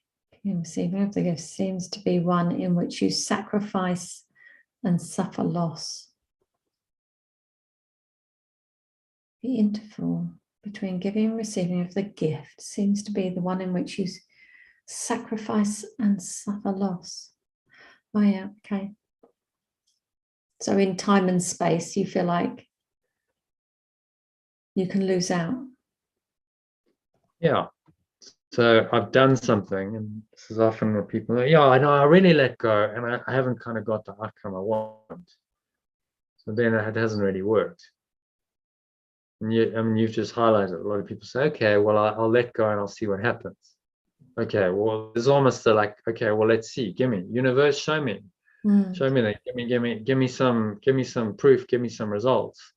Not like, okay, I do it because it's the right thing to do. And immediately I experience the benefits in my own mind. I don't need to wait for anything. Those benefits of love and peace and joy are there straight away. So the interval you think lies in between the giving and the receiving of the gift seems to be one which you sacrifice and suffer loss. Okay, so now you've created time. You go, I've done this, and I'm expecting a reward, and it's not there. Now I'm in the state of sacrifice and loss because I'm expecting something and I feel sort of deprived of it. And that's the illusion of sacrifice and loss. Not, okay, I've done this and I'm just really grateful for the increased peace and happiness and joy that I'm experiencing immediately. Then there's no sacrifice and no loss that comes into my perception. So you perceive eventual awakening, not immediate results. Well, one day I'll awaken. One day, I'll be enlightened, but not now. And I was listening to Robert Holden once. He said, yeah, before I came to the course, it was always, one day, I'll get enlightened one day. It's always in the future.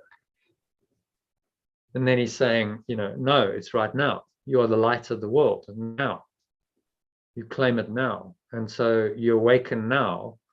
You experience the results now. When else can you experience them? There's no future. So you let go, you experience the results immediately. That's why saying the immediacy of salvation is the title of this section.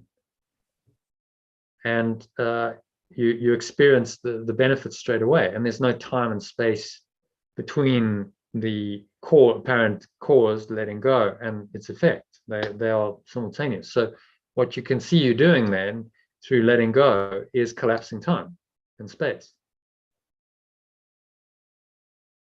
And so it becomes immediate. I let go immediately. I'm in the presence of perfect love. I experience the benefits immediately. And the more I do this, the more I realize, but I'm always there. I'm never, I'm only there. I'm only apart from this in my own mind. It's only an illusion of time and space. It's keeping me apart from this. And so you collapse time and space in your mind, and you go into the timeless now moment, where time and space don't really influence you. It's just, I do something, I experience it right now, real time. And so I'm not really concerned with form outcomes. It's only what's happening in my mind and my thoughts and my feelings that's important. And that's when you collapse time. There's no need for a time gap between something I've let go of, and then, I'll experience the benefits in a day or a week. No, the benefit's immediate. So again, that's just a bit of an attachment to the form, that makes time and space real, to a form outcome. There's some kind of expectation, and all of that keeps you away from immediate awakening, which is another subtle way the ego is keeping itself in business. Okay, does that make sense? Yeah, and then the last bit is you perceive eventual awakening, not immediate results. Yeah. Yeah. Okay. Okay. Can you summarize that? No. Give it a go. What's he saying in a nutshell? It's quite a simple message. That there's no gap between you and your companion because it's all one. That there isn't an interval of time and space. When you let go, you've made the shift now. And so you get immediate results. Yeah. As you were talking, I could feel the shifts happening in me. And then when you say summarize it, it's like, well, that was like 5 or 10 minutes ago. I can't access that where I was when I was reading it, but I can really feel it in my energy right now. It's a real quantum shift type feeling. Like, oh, that's been hovering in my reality for a long while. Because you're collapsing time and space through this realization. Okay, right now, I let go, I experience the effects real time, in the moment. And so there's no time. It's like you're learning that, to be timeless. You don't need time to experience love and peace and joy. It's always there. Yeah, it's a big one. No, it's huge. Collapse time and space. Okay. No time and space, no body, no form identity, no things happening in the world. None of it then exists without time and space. It's the construct of the illusion.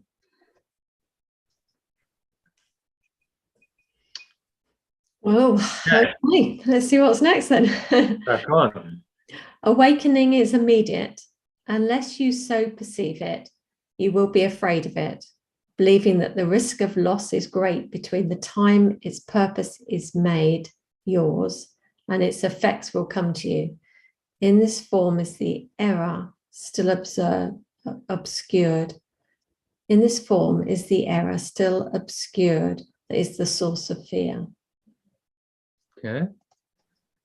Makes sense to you? Yeah, going back to that fear thing I mentioned early on, isn't it? That there's a fear linked with this not having time, not in time. The risk of loss. Believing that, let's just change this, that there is a great risk of loss.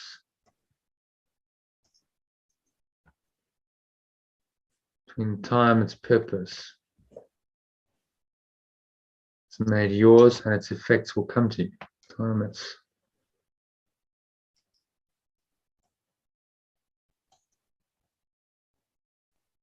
yeah. So there's a great risk of loss. So we don't trust fully. So, okay, well, I've done this, now I expect immediate reward, but I'm doubting it. Its effect will come to you. So you're still in the effect. You're still wanting effects presumably in the world, rather than right. The immediate effect is I'm feeling happier, more peaceful, more loving, more joyful. I'm feeling a bit emotional about this. It's like, oh my goodness, this is feels really big. In this form, it's collapsing time and space. Doesn't really get bigger than that. In this form, the error is still obscured.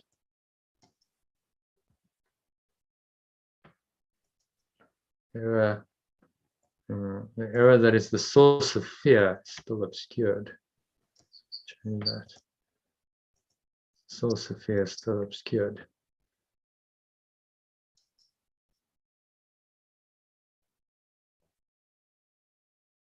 Okay, understand that? In this form, the error that is the source of fear is still obscured. Awakening would wipe out the space you see between you still. Unless you instantly become as one. So there is no space and there is no time. You're one now. You experience the benefits now.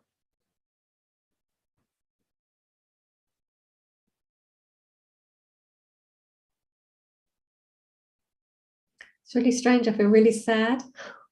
I guess it's my ego going, oh, she might find something out here. Yeah. Collapsing time and space is the end of the ego. There's no more world. No time and space. And he's just brilliantly deconstructing it and saying, okay, well, this is how you're thinking. But there's errors in your thinking. Look at the way you're thinking and collapse it. Awakening would wipe out the space you see between you still. Yeah.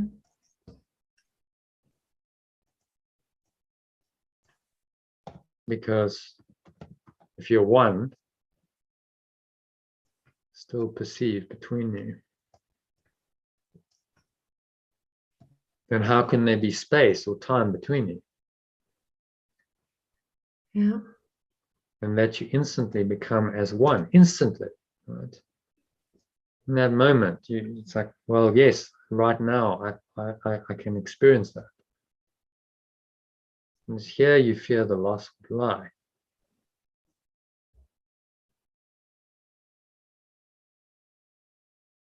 So the ego is terrified of this oneness, losing its identity. So it's here you fear the loss would lie. You lose your separate identity. You merge without time and space. You merge with everyone and everything. There's no bodies anymore. And the ego is terrified of that because it's lost its separate identity.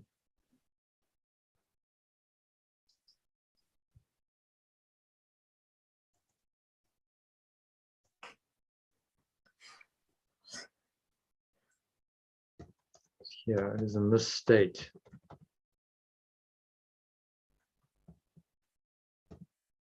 Fear the loss would lie. Do not project this fear to time. Time is not the enemy that you perceive.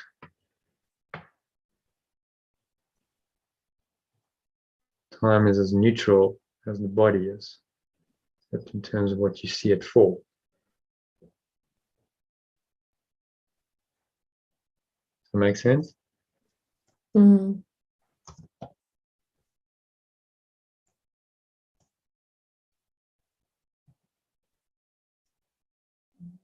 Time is not the enemy that you perceive. Time is as neutral as the body is, except in terms of what you see it for. So we give the purpose to time. We give the purpose to the body. Yeah, I never thought of time as being the separation thing. I kind of did, you know, you hear it, but to actually be in the position I'm in at the moment, I'm thinking, time is creating separation. So you want to carry on? If you want to keep a little space. If you want to keep a little space between you and your companion still, you then would want a little time in which letting go is withheld from you. And you want a little time in which letting go is withheld a little while. And this but makes the interval between the time in which letting go is withheld from you and given seem dangerous, with terror justified. This only makes the interval between the time in which letting go is withheld from you. Letting go is withheld from you? Who's withholding it? It's only us withholding it. Yeah, exactly. And would want a little time in which letting go is withheld a little while, in which, how might we go?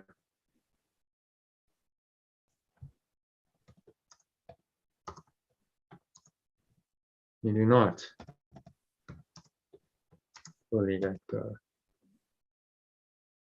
You want a little time which you do not fully let go. It only makes the interval between the time in which Yeah, I see that. held from you.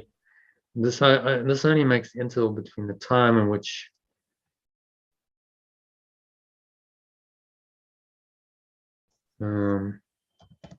Yeah, so it's a fear of letting go because everything will disappear, the illusion will go. So you just need a bit of time to keep yourself what you believe is safe. Yeah. The ego safe. And so a lot of people say, yeah, I'll get to that. No, but right now I'm just dealing with what I'm trying to deal with. I'll get to that. But they never do. It's a delaying tactic. No, let it go now. It's the only time you can do it. Wow.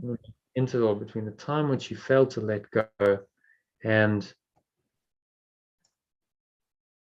forgiveness is given, seem dangerous, terror justified, and it's by its rewards experienced. Between the time in which you fail to let go and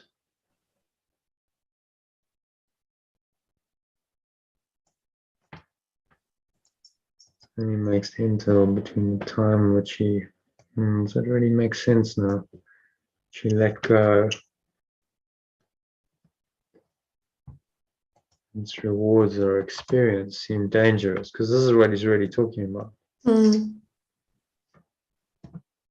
So we don't let go and we don't experience the rewards, and now in that interim time it seems to be dangerous because we're not certain if we're going to get the reward we want, and the ego is in charge.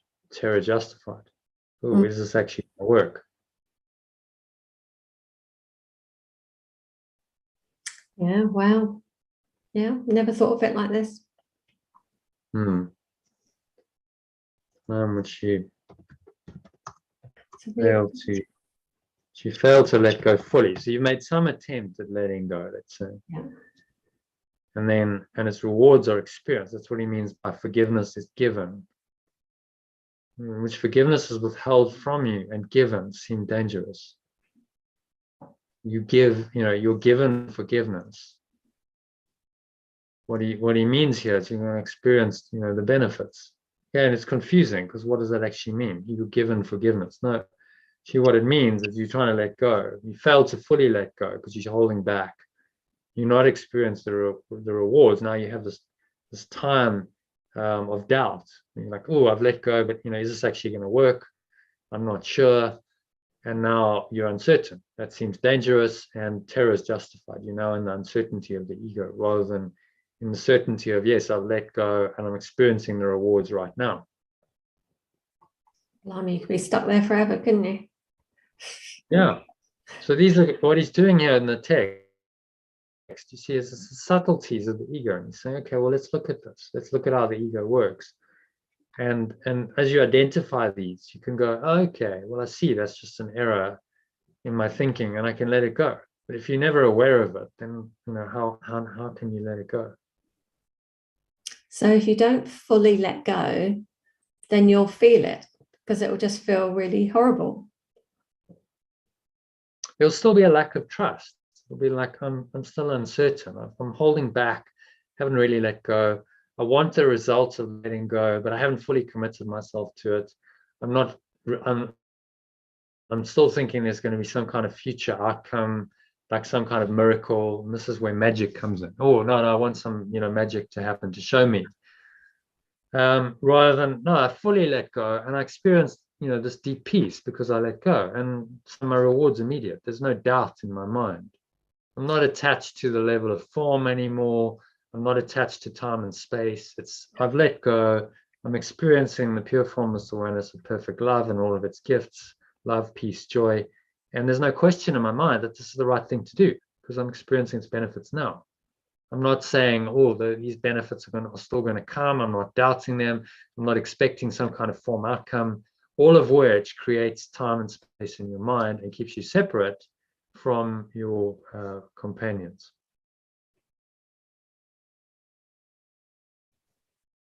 Okay, so I'm happy with that. Yeah, it's like what I'm thinking is that I've seen is like God, I don't know if I can put it into words. It's like someone's scared to really let go. They want the stepping stone of form to feel safe. So they're willing to change a little bit as long as form gives them feedback that it's okay to do a little bit more and it's okay to, but don't let go properly because then it'll all change, or it might change. Well, the fear is it'll all be less secure or less safe. But it's just the ego that's playing a game. And that's magic. You're still trying to use. This is what a lot of people do with the course. I'm going to use it to try and get magical outcomes. I want something on the level of form to happen to show me, but that's not the point. The point is you want to collapse time and space entirely. You want to collapse all attachment to form entirely. So why are you bothered about a form outcome if that's what you're trying to do? And so it's like the ego coming in and trying to hijack this and say, okay, well, you can let go a bit, but not entirely, because if you fully let go, that's the end of the separate identity. It's the end of time and space. The whole thing goes, and that ego is terribly afraid of that. So it's like, okay, we'll do a little bit. Well, just I can dabble, but don't really fully let go. So that's kind of pseudo forgiveness. You're kind of doing it, but you're not really in your heart. Like really saying, okay, I'm just going to let this go because I'm just, sick and tired of being sick and tired. I don't want this anymore. And whatever the outcome is, it doesn't matter. I want peace of mind. That's my priority. So I let go of all attachment to form outcomes. And I trust that, right here, right now, I experience the benefit. The gift of God is in my experience immediately. And so that collapses time and space. And the ego has no real answer to that, except to try and delay you and say, oh, well, what outcome did you get? And get you to try and hold back on the letting go. Okay, cool. Okay, next one. Yet space between you and your companion is apparent only in the present now and cannot be perceived in future time. Oh, yeah. No more can it be overlooked except within the present.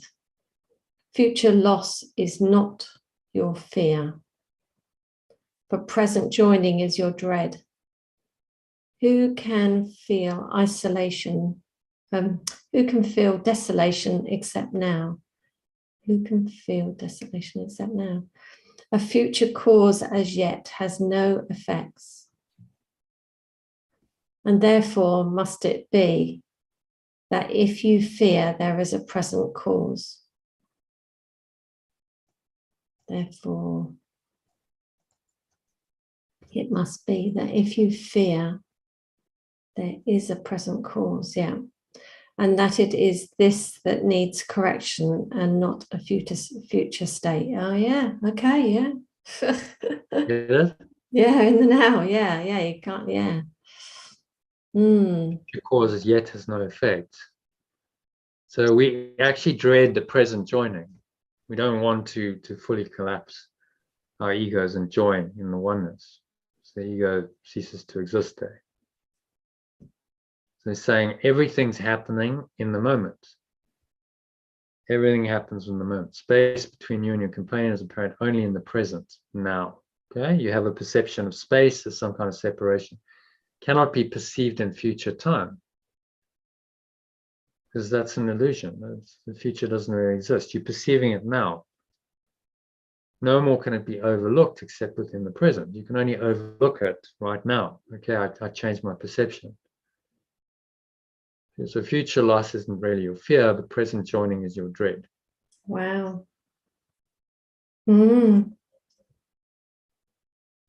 Smoke and mirrors. The ego is telling you future loss, but actually what you really fear is the present joining, because in that present joining, your ego ceases to be and is terrified of that. And he says, who can feel desolation except now? Well, yes, you experience everything in the now. It's not in the future. It's right now in your experience. The future causes yet has no effect, and therefore it must be that if you fear, there is a present cause, okay, logically. You're fearing there's a present cause, and there's this that needs correction, not a future state. So you're fearing, what you're really fearing is joining. Wow. So see what the real fear is. You're actually fearing the oneness. You're fearing joining. You're fearing the letting go of your identity. And then you hold off. You don't want to let go fully. And you make up time to try and delay that. Say, well, one day I'll do it. I can't let go fully now. But I see this all the time. I say to people, well, are you, would you like to join the course? No, maybe next year. Okay. And next year will come and you'll find another reason to delay it, because it's only now. The time it's never going to be a better time than now to do it. Yeah, it makes sense, doesn't it? The ego jumping around going, no way, no way. It's like when I was halfway through the Bliss film on Saturday, it was like, are you ready to let go? Do you really want to let go, or whatever it was? And I went, oh, hang on, I'm not sure if I do. Let me just pause it and go make a tea and let me ponder this a moment. Do I really, really want to let go now? I thought I'd already made the decision, but I'd do it again. Yeah, well, consequences are of fully letting go. No time, no space, no body, no separate identity. The entire world, disappears. Okay, that's a pretty, dramatic consequence. I don't hold on to any of it. That doesn't cause you to just, pause a little bit for thought and say, okay, wow, that's what it really is. And he's trying to get us to make that decision, commit and say, no, I want that. I want pure formless awareness of perfect love. I want to be in that state alone for all eternity. I want nothing else. So the entire illusion of time and space, everything I've invented to replace pure formless awareness of perfect love has to go. It has to be undone in my mind. And I choose that. I choose that unequivocally, without ambiguity, without trying to fudge it, without trying to be clever. It's because it's a simple choice, an unequivocal choice. Yes, I choose that and only that, which means I must choose against the illusion. I can't believe in the illusion and also choose that. It's a non-dual. The one excludes the other. You choose an illusion, you exclude the truth. You choose the truth, you must exclude the illusion.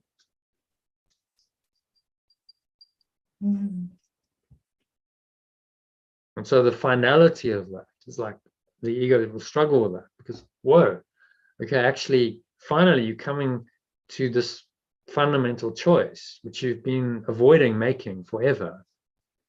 Why you're still in time and space and still seemingly human, been avoiding this. But now, finally, Yeshua is showing you, okay, this is the choice. And you can only make that choice right now. It's not sometime in the future. It's right now you make the choice. In every moment, you make the choice. And you make that choice by letting go of whatever negativity arises. Anything that's just not pure awareness must go.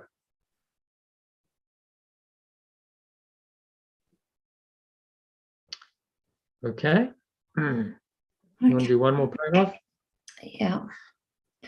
The plans you make for safety are all laid within the future where you cannot plan. No purpose has been given it as yet, and what will happen has as yet no cause.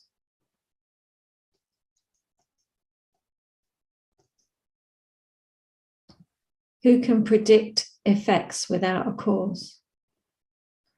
And who could fear effects unless he thought they had been caused and judged disastrous now? Belief in sin arouses fear, and like cause is looking forward, looking back, but overlooking what is here and now. Yet only here and now its cause must be, if its effects already have been judged as fearful. And overlooking this,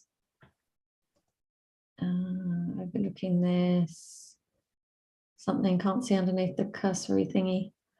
Sorry. And overlooking this, is it protected and kept separate from healing? For a miracle is now. It stands already here in present grace, within the only interval of time that sin and fear have overlooked, but which is all there is to time.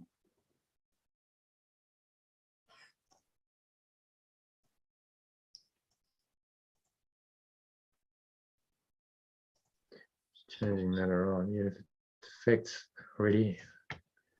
have already been judged as fearful. Cause must be only here and now.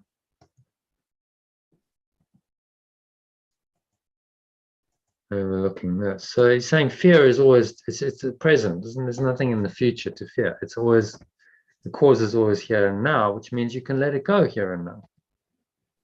There's nothing in the future.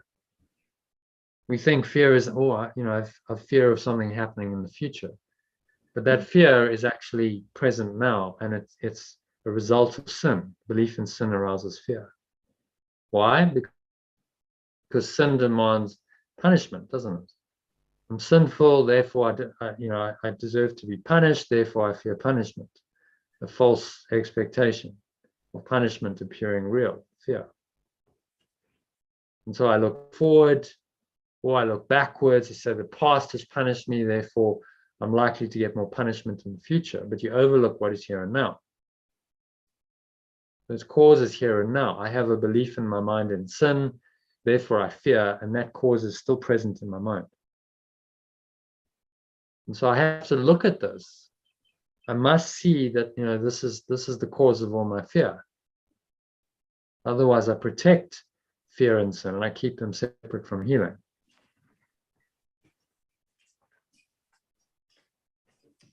Yeah, wow. A miracle is now, stands already here in present grace, in the only interval of time that sin and fear have overlooked, but which is all there is to time. Now. So the now, you see, it becomes the portal to eternity. It's the closest approximation of eternity in this world. Which is why all the spiritual teachings say, be in the now, because there's only right now. That's eternal. Time, which is an illusion of a past happenings in your mind and what's still to come, is illusory. It's not now. figments of your imagination. You're perceiving falsely. Which seems quite ironic that I've got to be on another call now, but thank you so much. That's really well, you have to be on a call now, so that's fine. Now's okay. Right now, that's what you have to do. Yeah, it's a big one. Thank you very much. Okay, Sally. So see you next time. have a nice afternoon. See you tomorrow. Yeah. Bye. Namaste. All right, so let's finish this. We've got a few more paragraphs to do. The working out of all correction takes no time at all, but the acceptance of the working out can seem to take forever. Change of purpose, the remembrance of perfect love brought to your relationship has in it all effects that you will see.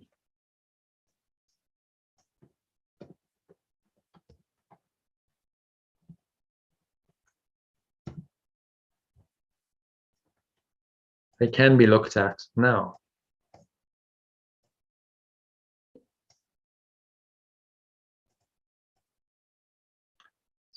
These effects can be perceived now.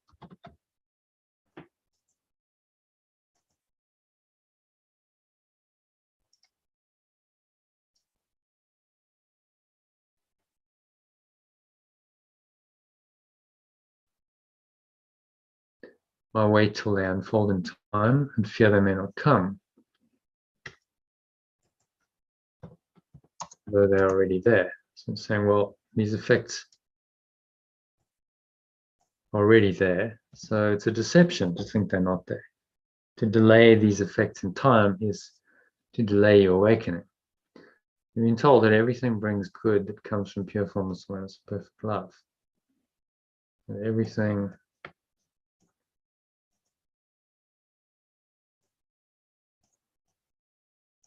comes from pure formless awareness, perfect love brings good. Yet it seems as if this is not so. Good in disastrous form is difficult to credit in advance. Was there really sense in this idea? Okay. So we don't fully trust. So only good can come to me, and yet in our world it seems this is not so. It seems there's disaster can happen, and then say, oh well, there's good in every disaster, and this is difficult to credit in advance. Good in disastrous form is difficult to credit, difficult to recognize. I think maybe a better word than credit, difficult to recognize in advance, nor is there really any sense in this idea.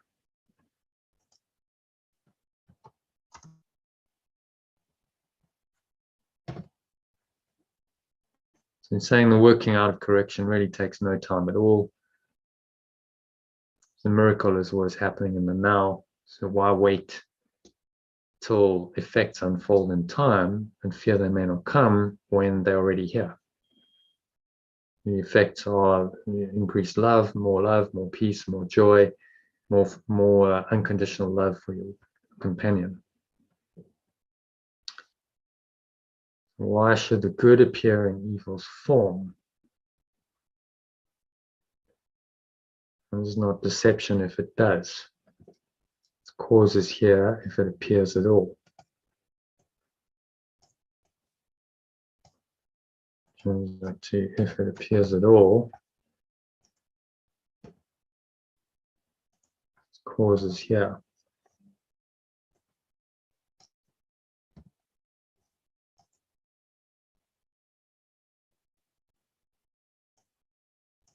While its effects not apparent. Why?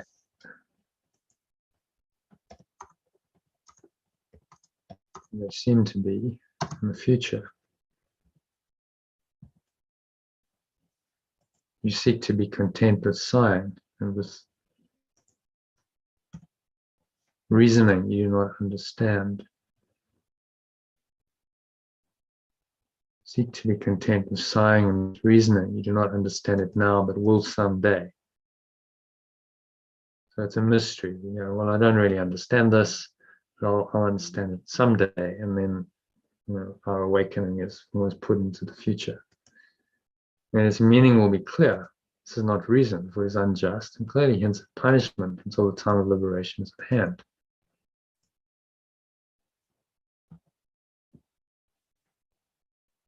If you want to change the purpose for the good, there is no reason for an interval in which disaster strikes. To be perceived as good someday, now in form of pain. There's no reason for an interval in which disaster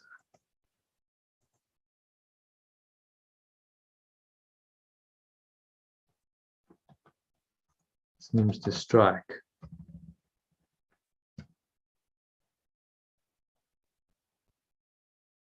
To be perceived as good someday, but now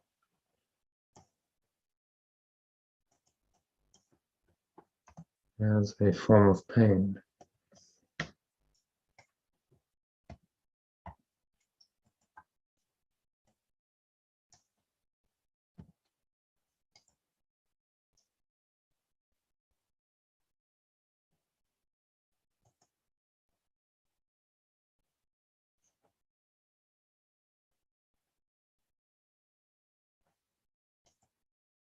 This is a sacrifice of now, which could not be a cost. The remembrance of perfect love asks for what it gave without a cost at all. And what's he saying here? Saying, how can you be content with this delay, pointless delay in awakening? Because it seems to hint at some kind of punishment until time of liberation is at hand. It delays your awakening. And so there's no reason for an interval which disaster seems to strike that could be perceived as good someday, but now as a form of pain. That's just not the Holy Spirit's logic. This is a sacrifice of now, which could not be the cost. The remembrance of perfect love asks for what it gave without a cost at all. So Holy Spirit, remembrance of perfect love, is never going to ask you to sacrifice the now. It's always going to say salvation or awakening is right here and right now, and realize that all the benefits, all the gifts are there for you right now, and not sometime in the future. If there's any kind of delay, then you know that's of the ego, because delay is a time concept, and time is the invention of the ego. Okay, so second last paragraph. Yet this illusion has a cause, which, though untrue, must already be in your mind.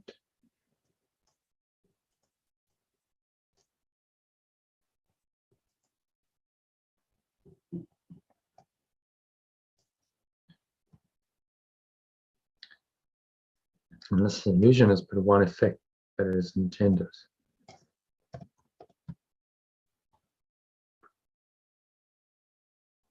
And the illusion he's talking about is the sacrifice of now. Good appears in evil's form, and we don't experience the benefits of letting go straight away. So that's an illusion that has a cause, which, though untrue, must already be in your mind. This illusion is only one effect, that it engenders.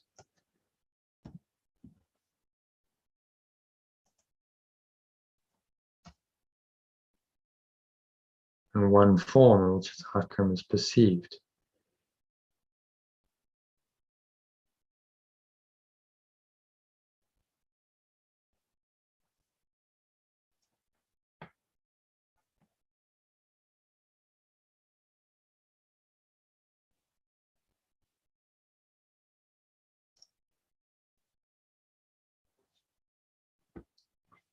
One effect that the cause engenders.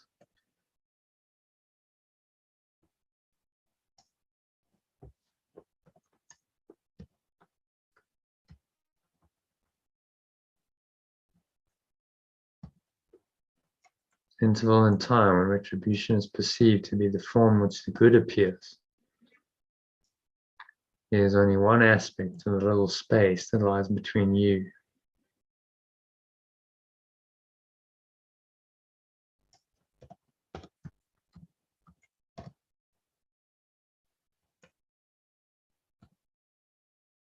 a little space that lies between You and your companion. Let's make that clear.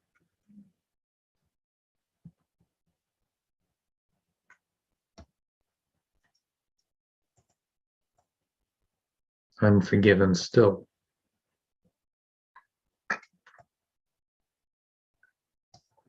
Unforgiven still means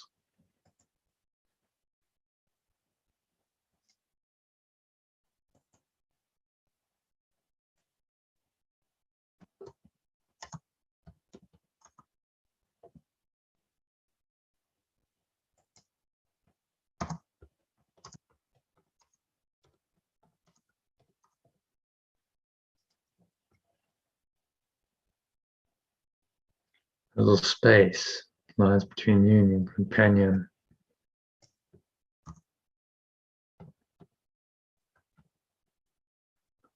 That still have not let go of.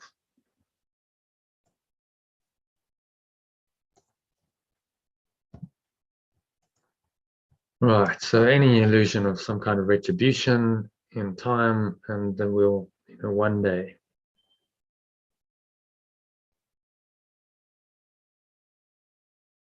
one day experience the benefits of enlightenment. Right now he's suffering, is false.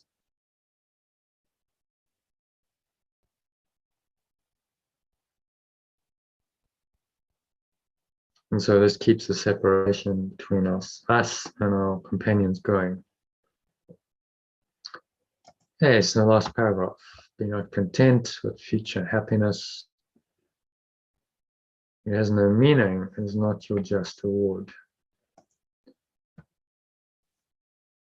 So do not be content.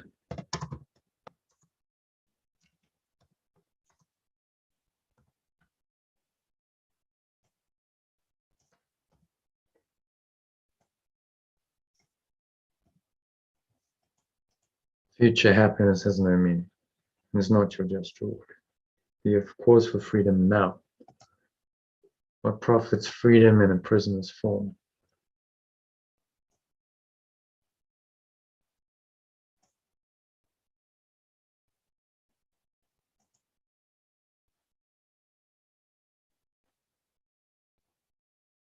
What profits freedom? What rewards freedom? What profits? What use is freedom? What use is? That's what he means. What use is freedom in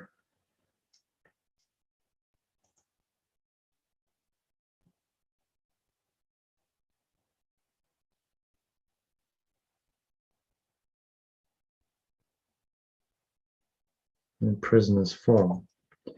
Why should deliverance be disguised as death? Delay is senseless, and the reasoning that would maintain effects of present cause must be delayed into the future time. Maintain effects of present cause must be delayed into the future time is merely denial of the fact. Consequence and cause must come as one.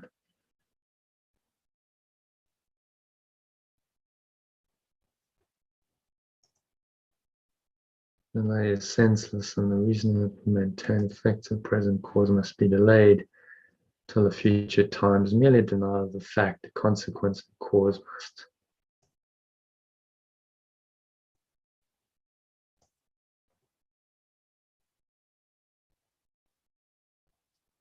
As one.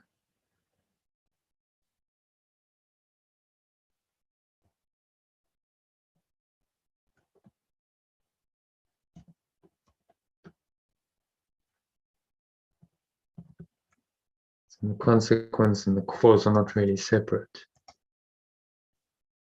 Look not to time.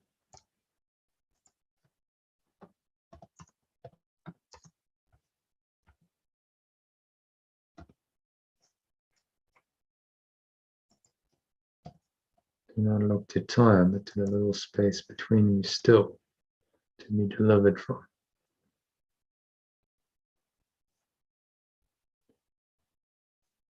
A little space between you still.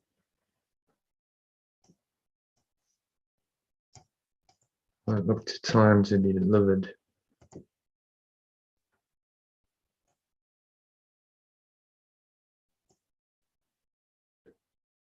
The time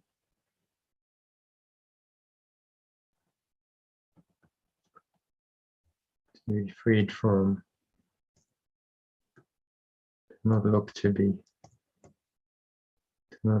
freed from time. Do not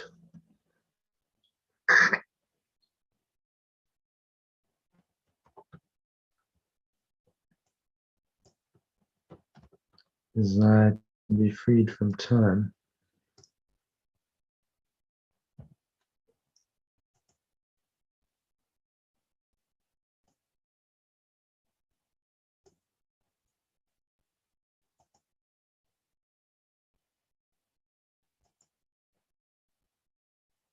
A little space between you still, but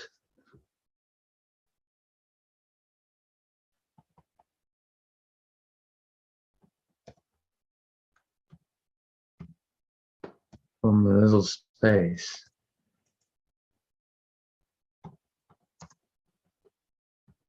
seems to exist.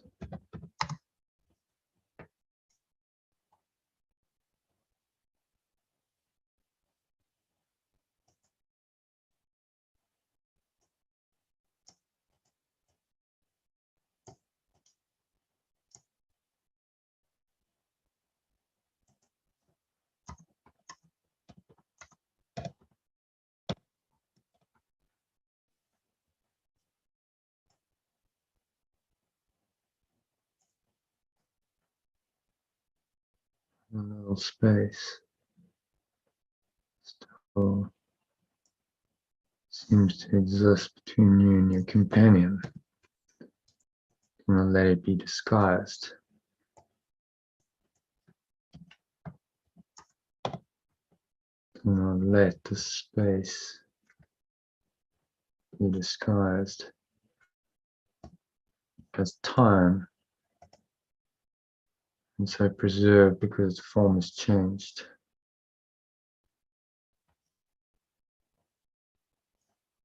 Forms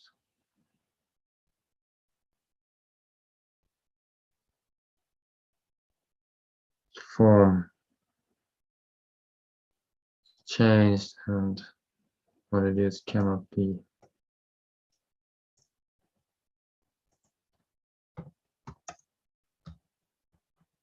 Cannot then be recognized. So we disguise the space between us, wanting to stay separate from our companion, as time.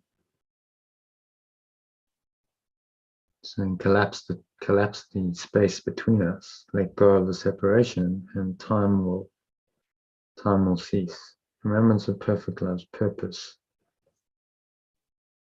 now.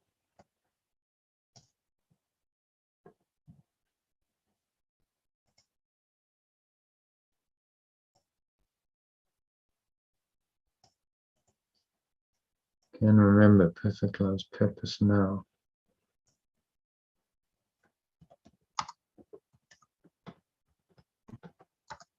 Can remember.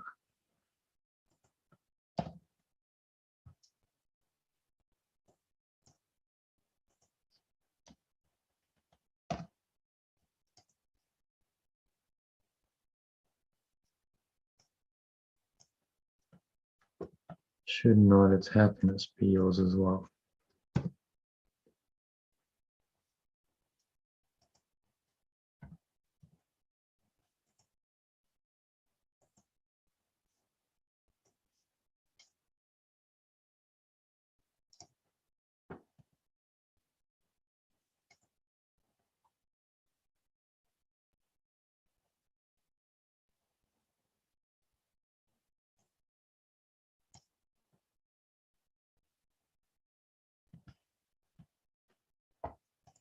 Should not its happiness. Should its happiness not be yours as well. Its happiness and its purpose, by yours in truth as a one in the now. So what is this? Brings us to the end. Particular reading. So let's do a quick summary.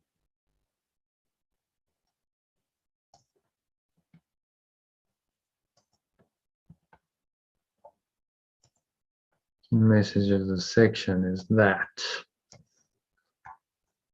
And what is it saying? It's saying beginning. Perceive an interval between time when you let go and receive.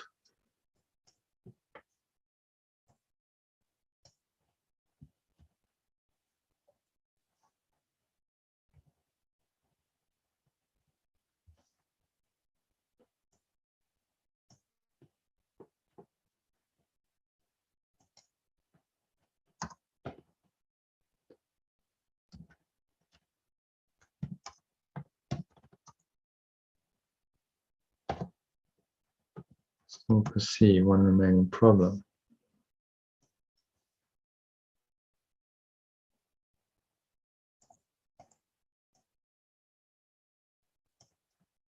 Still have one remaining problem.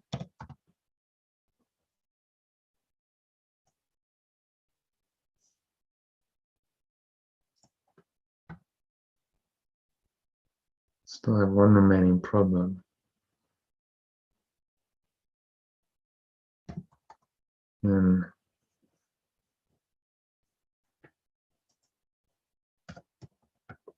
perceiving an interval between the time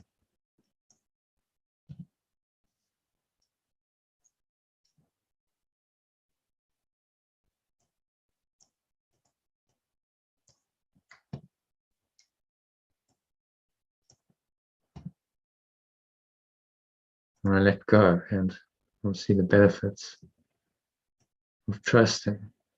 See the benefits.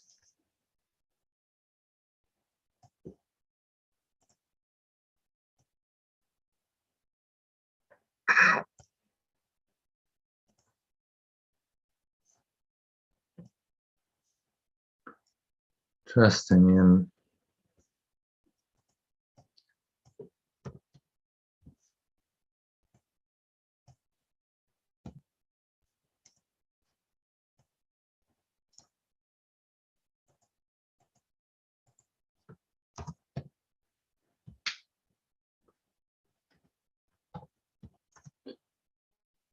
this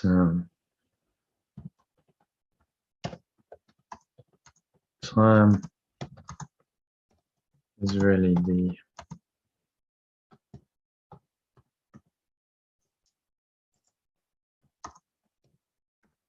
when you disguise the distance.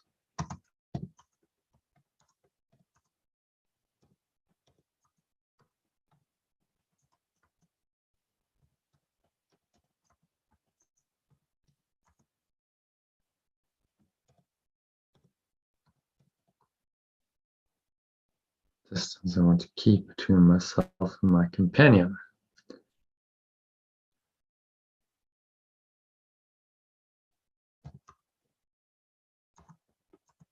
If I focus on letting go of its present cause.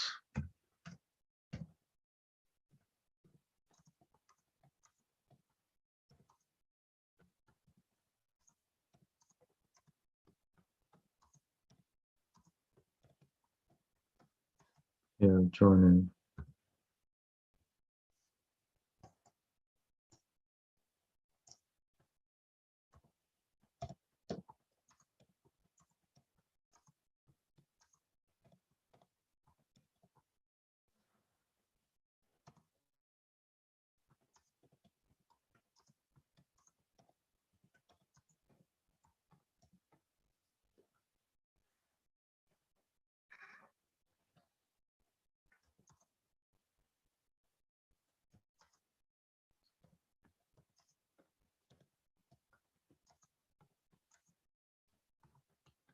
consuming the benefits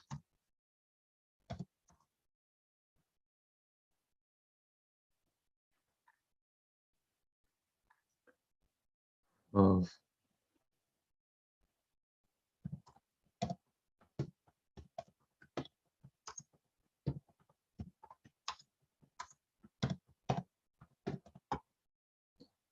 conditionally trusting my companion. Now, in this way, I let go, leave time and space in my mind. These illusions to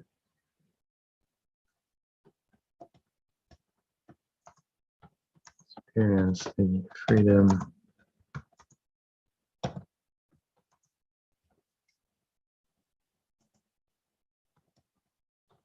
harmless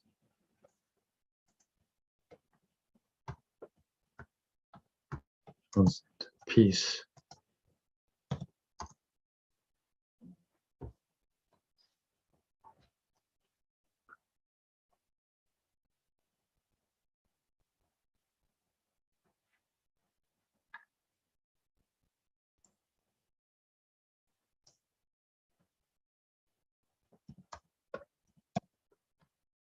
Is to go its present cause mind.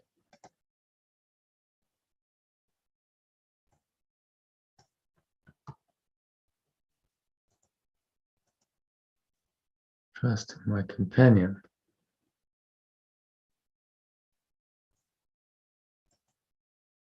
Transcendent peace that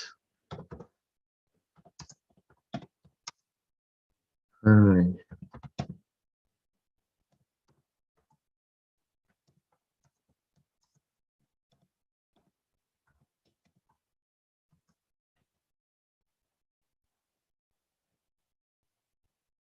you and my companions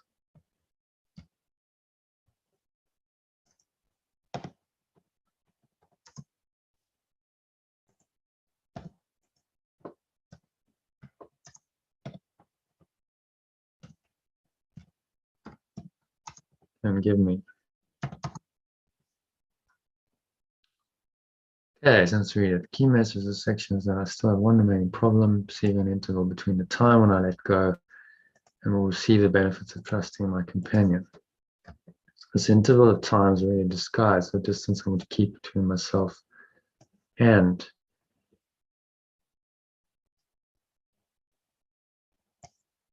my companion. So I choose to let go of its present cause in my mind, which is the fear of becoming one with my companion using my special identity. Experience the benefits of unconditionally trusting this person now.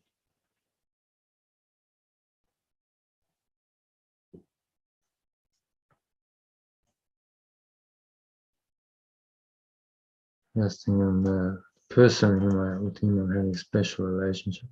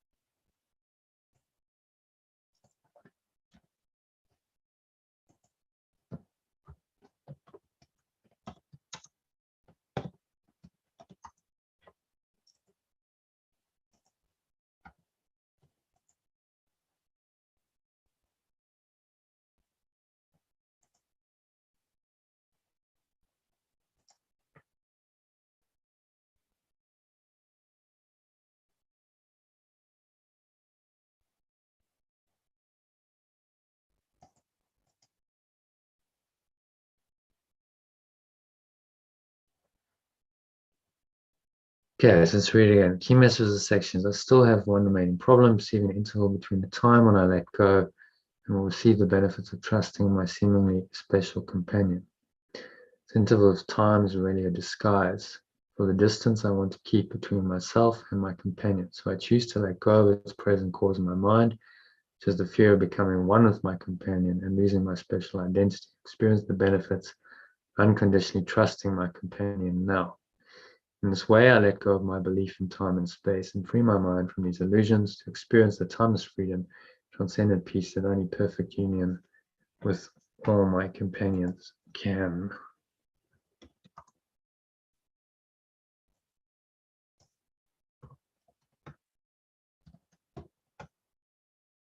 And bring me. Okay.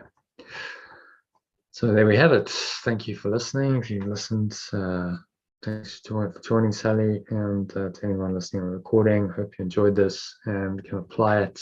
The subtlety here in terms of not delaying your awakening, just accepting it now, letting go of any separation between you and your brothers in the now, and not delaying. So really the delay in time is a delay of your joining, your union. So I hope that makes sense to you and that you can apply it. Remember to practice today's lesson frequently for the rest of the day. Ideally every hour. Use the breath break that I've sent you, 3 minutes, or follow the instructions in the email or text message, which is only 1 minute. So I hope to connect with you then. Connect with you in a live session soon. Thanks for listening, and namaste. Which means the timeless presence of love in me acknowledges and honors that same timeless presence